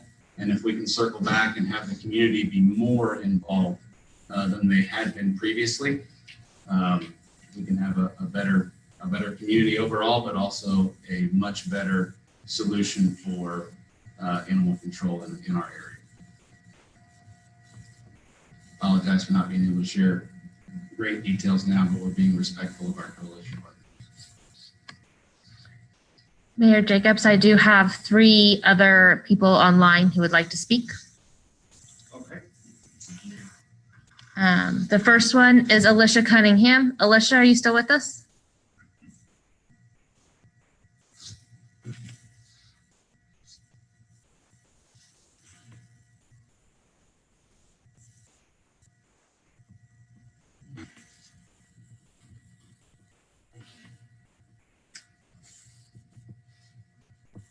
I do have a question about what was the cost to purchase the last canine police dog that is currently on duty? What was the cost? 20,000. So when you're housing dogs at the jailhouse that are not vaccinated and they're bringing parvo into your kennels and he wipes out your $20,000 dog, then what? Good How are question. you gonna handle that? You're gonna raise from $20,000 more to buy a new police dog? Is there vaccine for parvo? There's no 100% fix for the vaccine. I mean, that's why these were options. I'm just pointing it out. I'm just making it known that you're bringing it, Yeah. no, but it's good contract. I mean, you can carry on the clothes, just like, bring them into your jailhouse, it's there. I mean, Yeah, but I mean, that'd be true within interacting with the public as well. You're increasing your chances in your. Alicia? Yeah, she's still there. Alicia, are you with us? Yes. Okay, Can you hear me? we can hear you. Okay. Back when you were talking about people who worked in the shelter or whose jobs would be lost, I'm familiar with 2 full-time employees and 1 part-time employee. So I'm wondering about all of the salaries that you are mentioning. I'm not familiar with your names or who was speaking of it at the time, but I'm curious about who those people are because I'm not. I mean, I know the dog control officer's there and Kayla's there and she has a part-time employee and she begs every day for volunteers to come and help her clean kennels and stuff. So I'm wondering whose all those salaries are. That also included salary positions elsewhere in the city.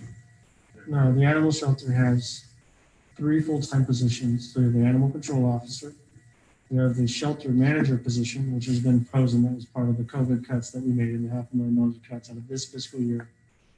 That position was vacated. That position was frozen. You have the assistant shelter manager position, which is Kayla's position. And then you have 3 part-time positions, which through turnover, have 1 or 2 people available right now. Did that answer your question? And so total in salary, how much of that $300,000 do you have it broke out in salary versus what it costs to feed and clean and do all the utilities for this? The 2020 budget had about $208,000 in salaries for employees for the shelter. $208,000? Correct.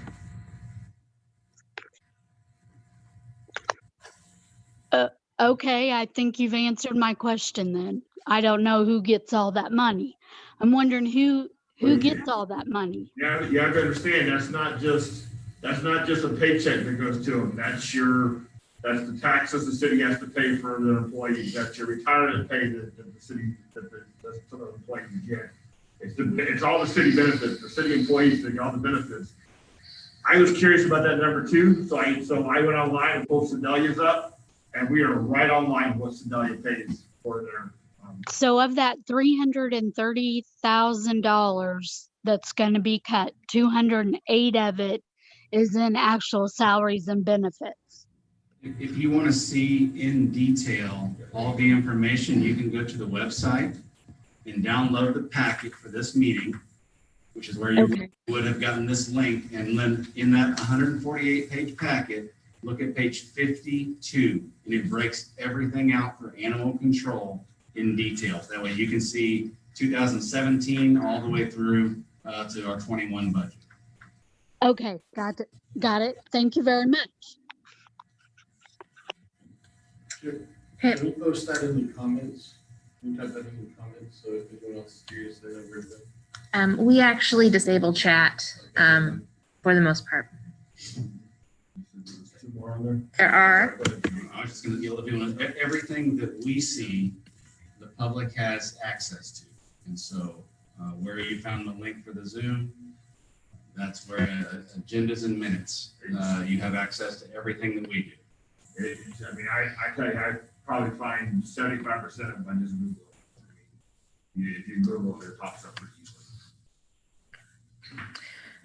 We have Laura B., who has raised her hand to speak. Laura, are you with us? Hello? Hello? I'm here. I'm here. Go ahead. Hello. Thank y'all for hearing me out real quick. First off, my husband and I spoke about the proposal that was mentioned that will hopefully go to vote about raising the sales tax to 1.1 pennies. And we said that we're for that if it's going to help the animal shelter and the city roads. That's the type of information we need to know. Yeah, we did discuss it. So we didn't get to hear all the meeting because we were talking about that. So my husband and I said we are on board for that, but please don't touch our property taxes. There's only 2 ways to raise taxes for us, and that's property taxes and personal taxes. So, what was it? Yeah, so we said we're even willing to pay 2 pennies. So anything to help the city. Look, Laura, you don't know how much it means to us to actually hear positive feedback on that kind of stuff. I know everyone this up here is starved for feedback. And it's rare for us to actually hear from anybody. Well, I don't know about you, but I can't buy something with zero money in my account. So we like living here. We want to stay here. Thank you very much. Thank you. Thank you for your time. Tara Bentley, do you want to? Yeah, I was just wondering, well, is that ever a consideration to use any of that money from that general emergency fund, that 5.9 million, to extend the length of the animal shelter to give more of a buffer of time to work with the coalition? I know that I've had discussions with Harold and Marcel, thank you, about that as a possibility, about extending it out so we can get a transition. If there's another organization that's going to take it over. So I know, at least from my side, there hasn't been that conversation. But, and please, Marcel, correct me, the consideration is if we start dipping into that fund as it goes down, we risk lowering our bond rating, and then we get charged more when we go borrow money. So I understand that, but. So it affects other parts of, it could actually end up charging us more, or costing us more money if we did something like that. Like I said, I understand that, but you said that we needed 6%, and I think we're at like 6.2%. So. I'm not tracking what. It was factored at what, 6.22%. We recommended that you have 6 months worth of operation costs in, and we have 6.22 months. Right, okay. In there. So there is a surplus of 0.22 potentially. Yes, that can be considered. I'd only recommend that be done as a one-time issue, though, not as a reoccurring, ongoing operational expense. So Well, yeah, if we're working towards a long-term solution of a permanent revenue to support that, then yes, I would be happy to cooperate with that. And that's what I was thinking, that would just be a good buffer for the city to work with the coalitions rather than, and it would ease the stress of the community. That it's gonna close right away and that they gotta rush to do things and then all their efforts would be lost. I mean, if that was something that you guys could consider and actually put forth, then I think it would go a long ways to regain the trust of the community and, you know, buy time for us to come up with a long-term solution.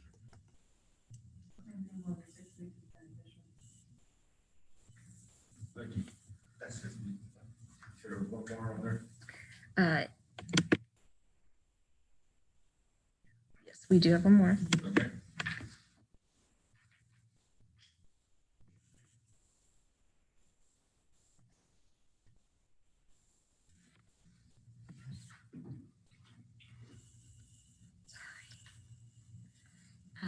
Mary Ragland. Yes, okay. Can you hear me all right? Yep, we hear you. Okay, thank you. First, I want to say that I feel somewhat better than I did after the last city council meeting, which I felt was terrible.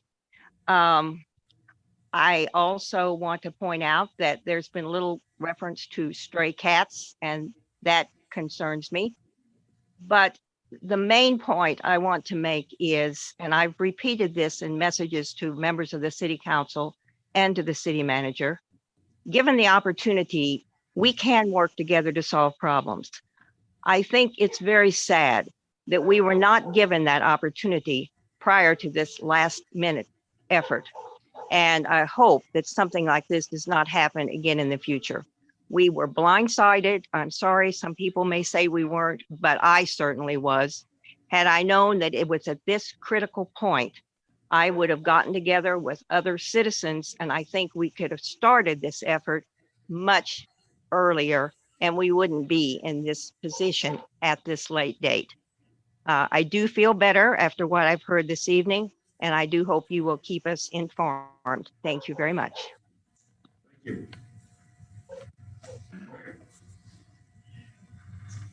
you. So I would like to say we had a great turnout tonight. And if anyone wants to run for city council, there's always an upcoming election. And then you guys get to sit up here. You're welcome to run. If you live Talk in about the you. Got my vote already. All right, anybody else real quick before I close the public hearing? Okay, so, all right, we're gonna close that public hearing and move on to first reading only ordinances. So we have an ordinance adopting the annual operating budget for the fiscal year beginning October 1, 2020. For the city of Warrensburg, Missouri. Hold on, I'm trying to read mine. So this is your first step in officially adopting the budget as has been presented by staff. It's been discussed over the last several weeks. There will be no vote tonight. It's only a first reading. So this will be read a second time at the next council meeting, at which point the council will take an official vote approving or declining the budget. Okay.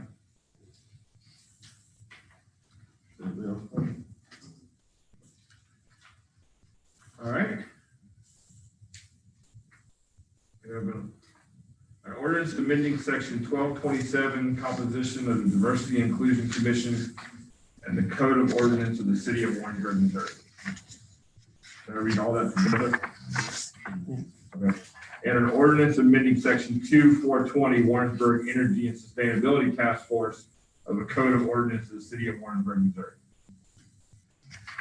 Again, same as the budget. This is just a first reading. This is the ordinance that allows non-city residents to sit on these two boards and commissions, as council discussed at the last council meeting. So again, this will come forward at the next council meeting for a second reading for a vote for approval or denial by the So council. our members not, currently are non-city residents not allowed to sit on the diversity and inclusion? There are spots that are open for certain representative agencies that don't have that requirement, but the at-large spots. Because I believe there's one person who's currently on the board that lives in Holden. And they probably represent one of the entities or constituent groups. They would be a She doesn't represent any organization that. should be a non-voting member of the commission. Yeah, they do have the ability to appoint additional non-voting members. The commission does, but the voting members are all supposed to be residents. All right.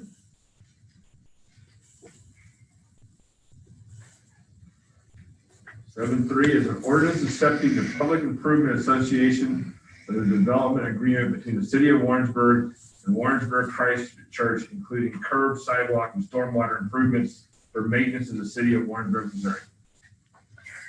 Again, this is just a first reading, accepting public improvements that are at the Warrensburg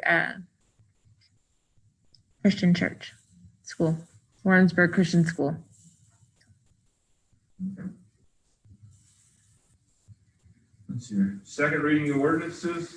So we have a ordinance authorizing the city manager and city clerk to execute an agreement with Kansas City Power and Light Company to participate in the Renewable Energy Direct Program. I'm sorry. And feel free to jump in at any. I thought it was Evergy. It is Evergy. So Evergy is actually a composition of both KCP&L and Westar. So this agreement would actually still be with KCP&L. Okay, all right. They are Evergy companies. So we were reached out to by Evergy, and I know that Scott had an opportunity to talk a little bit about this at the last city council meeting. But we were reached out. They reached out to talk about us participating in their Renewables Direct program. The Renewables Direct program is a renewable energy infrastructure that is in place. And basically what it would be is that the city would be able to subscribe to 1.5 megawatts of what, and that would be 100% of our energy. The subscription price is $17 per megawatt hour.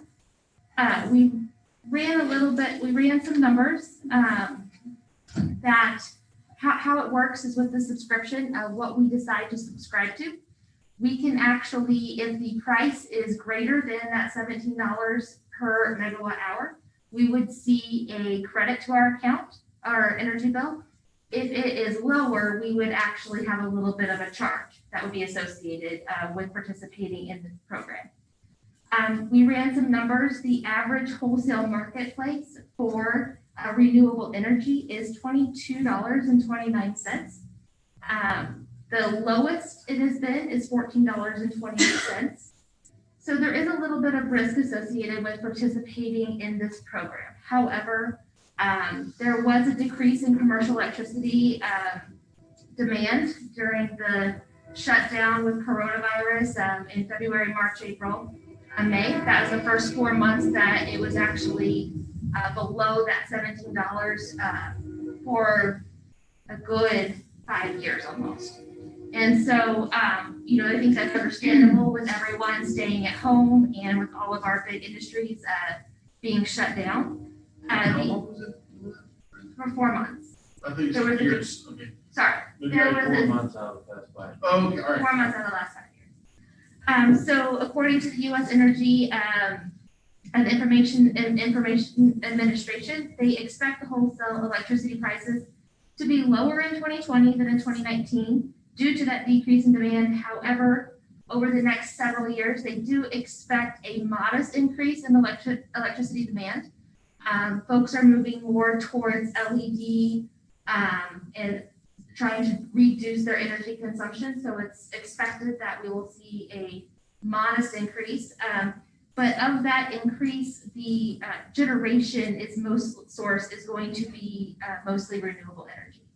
So all of that to say that while we do think there is a little bit of risk that is associated with participating in this Renewable Direct program, I think all signs do point towards continued interest in renewable energy across the country. The Energy and Sustainability Task Force has recognized the financial challenge that the city is in right now. I want to be cognizant of that. So they are proposing that the City Council enter into this agreement up to 50%. So that would be the 0.75 megawatts for a 5-year term. At the end of that 5 years, we can reevaluate if we want to continue moving forward with the program. If there is capacity for us to increase our subscription, we can. But if not, we are at least guaranteed to be able to continue on with our 50%. Are there any questions? Scott or Casey, do either of you have anything that you want to add?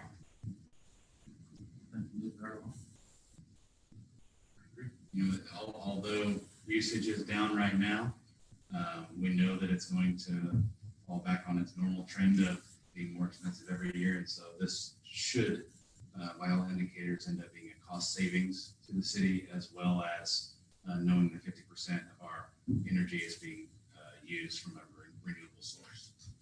It's a win-win. Yeah, one of the benefits of the Renewables Direct program is that we don't have that upfront initial cost as well as green infrastructure in addition, or the green grid, in addition to none of those ongoing maintenance costs that would be associated with trying to put solar panels in or something like that.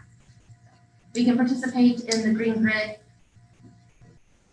but we don't have to be subject to some of those costs.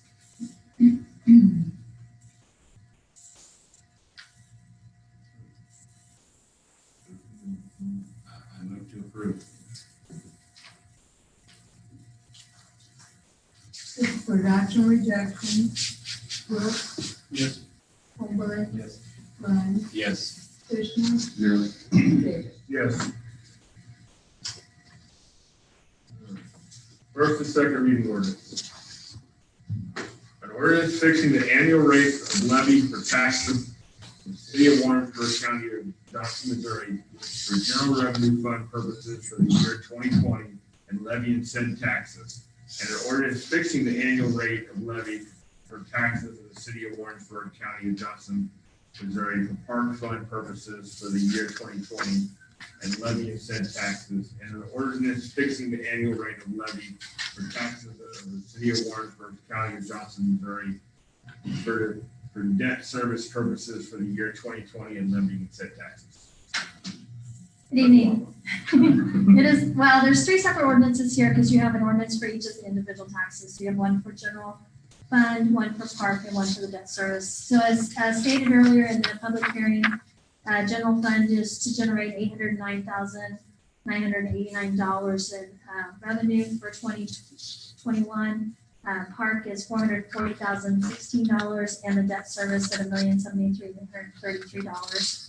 And staff respectfully ask that you waive the rules and consider this on second reading because it is required to be certified through the county and back to the state auditor's office prior to September 1.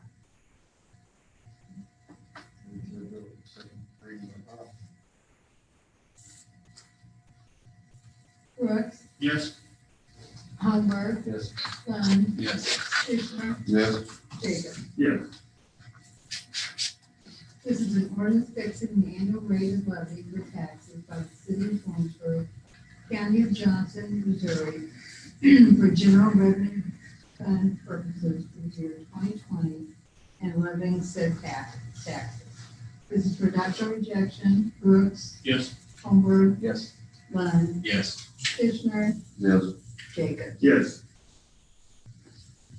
All right. 9.2, agenda of the school, right. An ordinance authorizing the city manager and city clerk to execute an addendum to the memorandum of understanding with the Warrensburg R5, R6 school district for school resources officers programs for the 2020-21 school year. Mr. Mayor, members of the city council, we were You beginning. gotta read each one of those ordinances twice. You read the second two once. You need to do the. Oh, you got two. I'm sorry, okay. Debt service. Okay. I thought you went through it a lot faster. Yeah, I was like. Okay. Yeah. Okay, so now I need to read an ordinance fixing the annual rate of the levy for taxes by the city of Warrensburg, county of Johnson, Missouri, for park fund purposes for the year 2020 and levying said taxes. Right, Okay. okay. And then someone needs to move. it. Move to pass that ordinance in second reading by title. Thank you. Brooks, Yes. Holmberg. Yes. Lund, Yes. Fisher, Yes. Jacob. Yes. This is an ordinance fixing the annual rate of levy for taxes by the city of Warrensburg, county of Johnson, Missouri, for park fund purposes for the year 2020 and levying said taxes. This is adoption or rejection. Brooks, Yes. Holmberg, Yes. Lund, Yes. Fisher, Yes. Jacob. Yes. All right, last one.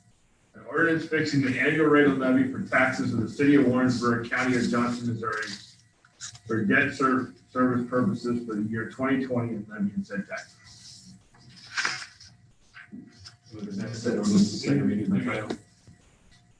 Brooks, Yes. Holmberg, Yes. Lund, Yes. Fisher, Yes. Jacob. Yes.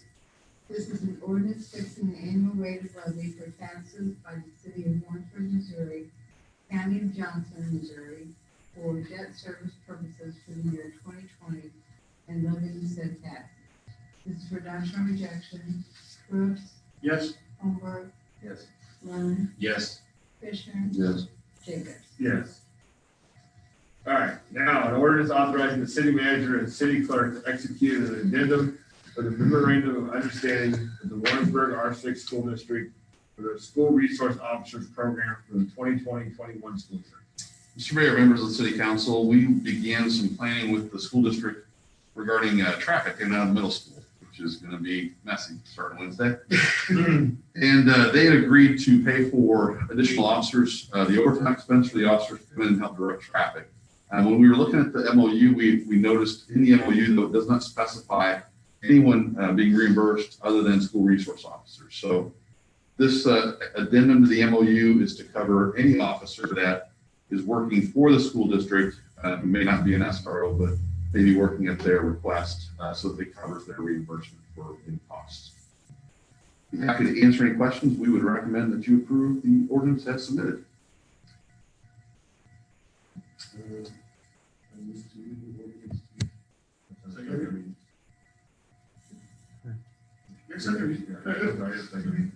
Move the ordinance to second reading by title. Brooks, Yes. Holmberg. Yes. Lund, Yes. Fishner, Yes. Jacobs. Yes. This is an ordinance authorizing the city manager and city clerk to execute an addendum to the memorandum of understanding with the Warrensburg R6 School District for the School Resource Officer Program for the 2020-2021 school year. This is for adoption or rejection. Brooks, Yes. Holmberg, Yes. Lund, Yes. Fishner, Yes. Jacobs. Yes. All right. Other business. Annual building permit fee review. Barbara on there? Barb's here. Yes, I am here. Thank you, Mayor and City Council members. We do this every year about this time, and this year I'm here to let you know that after reviewing the fees this year, last year, the current year that you're in, which is premised on the 2019 figures, we have recovered at roughly 50%, 53%. And so we're coming tonight to not recommend an additional increase, to stick with the current permit fee modifier and the current rates.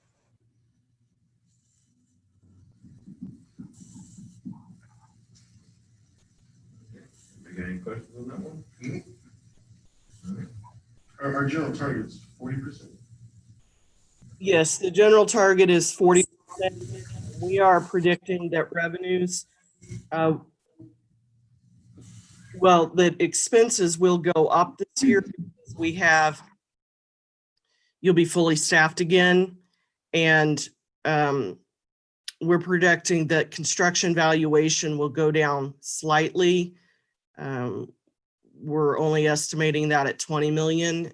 This year we were at 24 million. So with that, that's due to the impacts of COVID and what we know coming through the pipeline, and anticipate some slowdown in these first few months of the new year. So being conservative in that way, we think leaving the modifier alone, we would be closer to the 40% recovery going forward.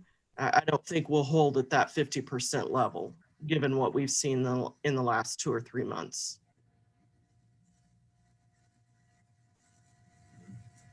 I do have one additional question for the board that is not related specifically to building permit fees, but is concerning how we process permits and applications. With taking ordinances to 2 readings at different meetings, that will change the application deadlines and meeting submittal deadlines for things like planning and zoning applications, annexations, rezonings, conditional use permits. I think that having the distance between the first reading and the second reading is good. I would ask the council to consider not starting that with these items until the beginning of 2021, so that developers and applicants have some time to prepare for that. Often closings or purchase of land is premised on getting approvals, and those dates closings may already be set for the rest of this calendar year. Going forward. Yeah. Do we need to make a motion on that, or is it just a guidance to the? Just a guidance to staff, and we'll prepare and update the timelines and the materials that we provide to those that come in and enable through the process with the city.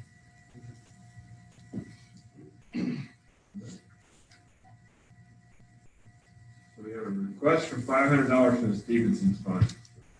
Teachers grass. Yes, this is an annual request. Rhonda Bowe, who is a coordinator of the Johnson County Teachers Warehouse, requests this money, and what they do with the money is they buy supplies, and they have a store set up at Arwood, and then the teachers that need supplies for their classroom go to Arwood's, and they give these supplies. Started, I think, about 10 or 15 years ago, and I get Mother constant thank you notes throughout the year from teachers in the area that really appreciate it. I know they spend a lot of their own money out of pocket anyway, but this just helps them a lot. So they have been requesting this money from the state.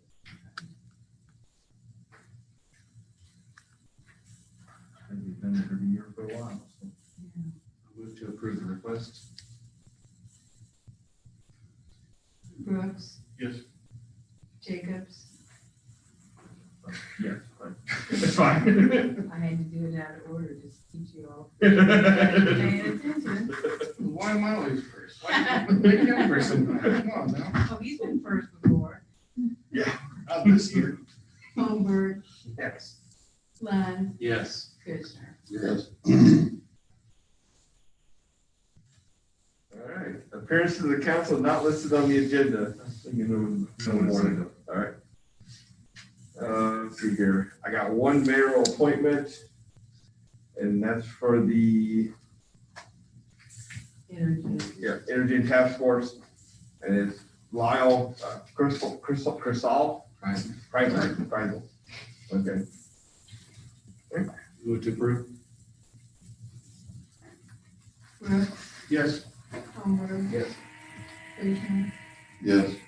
Lund, Yes. Jacobs. Yes. Miscellaneous matters to the mayor and our city council. Go around here.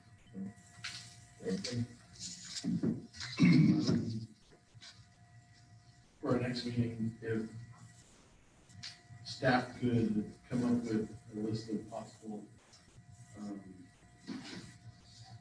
income streams that we could consider for putting on the ballot after December. I'd like to see that. I believe Marcella sent an email out last week that Right. identified those. I would like a presentation so that if someone's watching. Okay. We can do that.